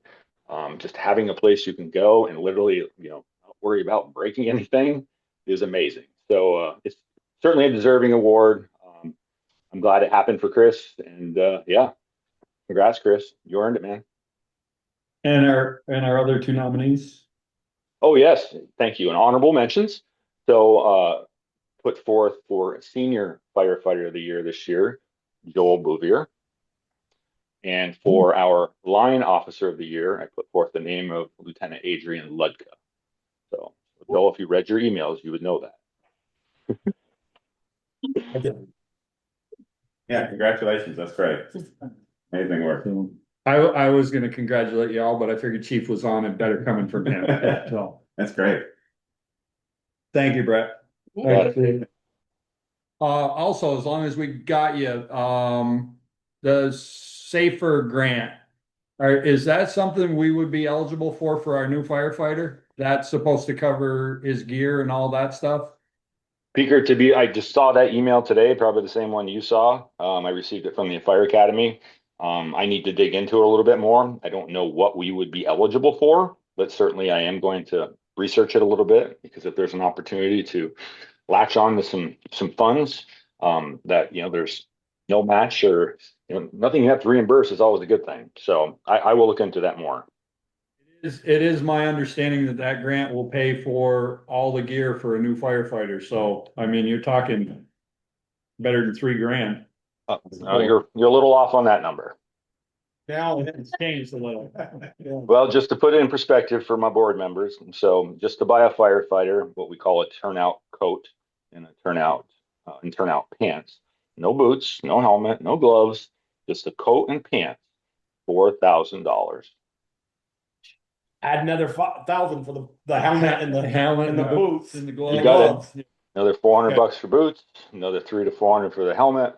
Yep, $100 for gloves, $100 for a Nomex hood. They got you. It's amazing. Understanding that is what that grant is for. So that's great. No, I'm super. I can't wait to look into it more. Thanks for highlighting that. Thank you, Brett. Any other business? Did you say there was something AZ wanted to bring up? wants to, but let Greg finish whatever, if there's anything he's got. I think Greg was done. Yep. Yeah. Okay. All right, AZ. She appeared and You're disappeared. there, now you're gone. Coming up first. There's that. I didn't mark it up, so you can. There you Hi. are. Hello. I was gonna mention this in my roundtable, but then I breezed by it, and Frida mentioned it as well. But I wanted to just talk about the municipal planning grant as it relates to our overarching goals for the community. And as Frida mentioned, that next step is selecting a consultant that we would be working for the municipal planning grant. It's my recommendation that we look for do an RFP and do competitive selection for this grant. In the past, we've used Addison County Regional Planning, and we've used them at least for the past two town plan updates, possibly even further since then, but I know for a fact for the past two. And I think it would be very important to gain some outside perspective in approaching this town plan update, so that we can effectively achieve the goals for the community. Well, AZ, I think it's pretty necessary, right? Like we almost Yeah. don't even have a choice. So Yeah. we should Yeah. present it that way. We really need the approval for an RFP for outside consultation. Yeah. Because we're really running thin on options in town, right? Or in regionally. Yeah. Yeah. Basically what Greg said. Sorry. We could definitely I had an informal meeting with our PC just to talk with them about the overarching town plan itself, as they do have to approve our plan for compatibility with the regional plan. But with the planning grant, I think it would be vital to get an outside perspective in the town, someone who can help us truly collect public engagement responses and put together a cohesive town plan that will drive us to the future. So you, I don't have an issue with that. you were the planning committee, I mean, if an RFP and send it out and Yeah. and you bring us Can a always- recommendation, yeah. I would think that Yeah. that's Yeah, that's the way we typically handle that. Yeah. Cool. I just wanted to bring it up because I know in the past we have used Addison County Regional Planning Commission, so I didn't want to step on any toes. Maybe a different set of eyes, different thought process, maybe different company. Yeah. Yeah. I Yeah. think that's a great. Cool. That was just my small little thing I wanted to bring up, but I will get working on that and be back with hopefully a lot of interested consultants. Right. Awesome. Thanks, AZ. Thank you. Thank you. Thank you, AZ. Okay. Okay, correspondence reports and correspondence received. None. Make a motion to None? adjourn. No executive session tonight? No. Okay, Second. all those in favor signify by saying aye. Aye. Joel. Motion carried. I know, is that it? Yeah. It's good fun. All right, thank you, Greg. Thanks, Jessica. Thanks, Brett. Thank you. Good night. I'll picture they go this hat, Yeah. they gonna say shirt cuts on it. Yeah.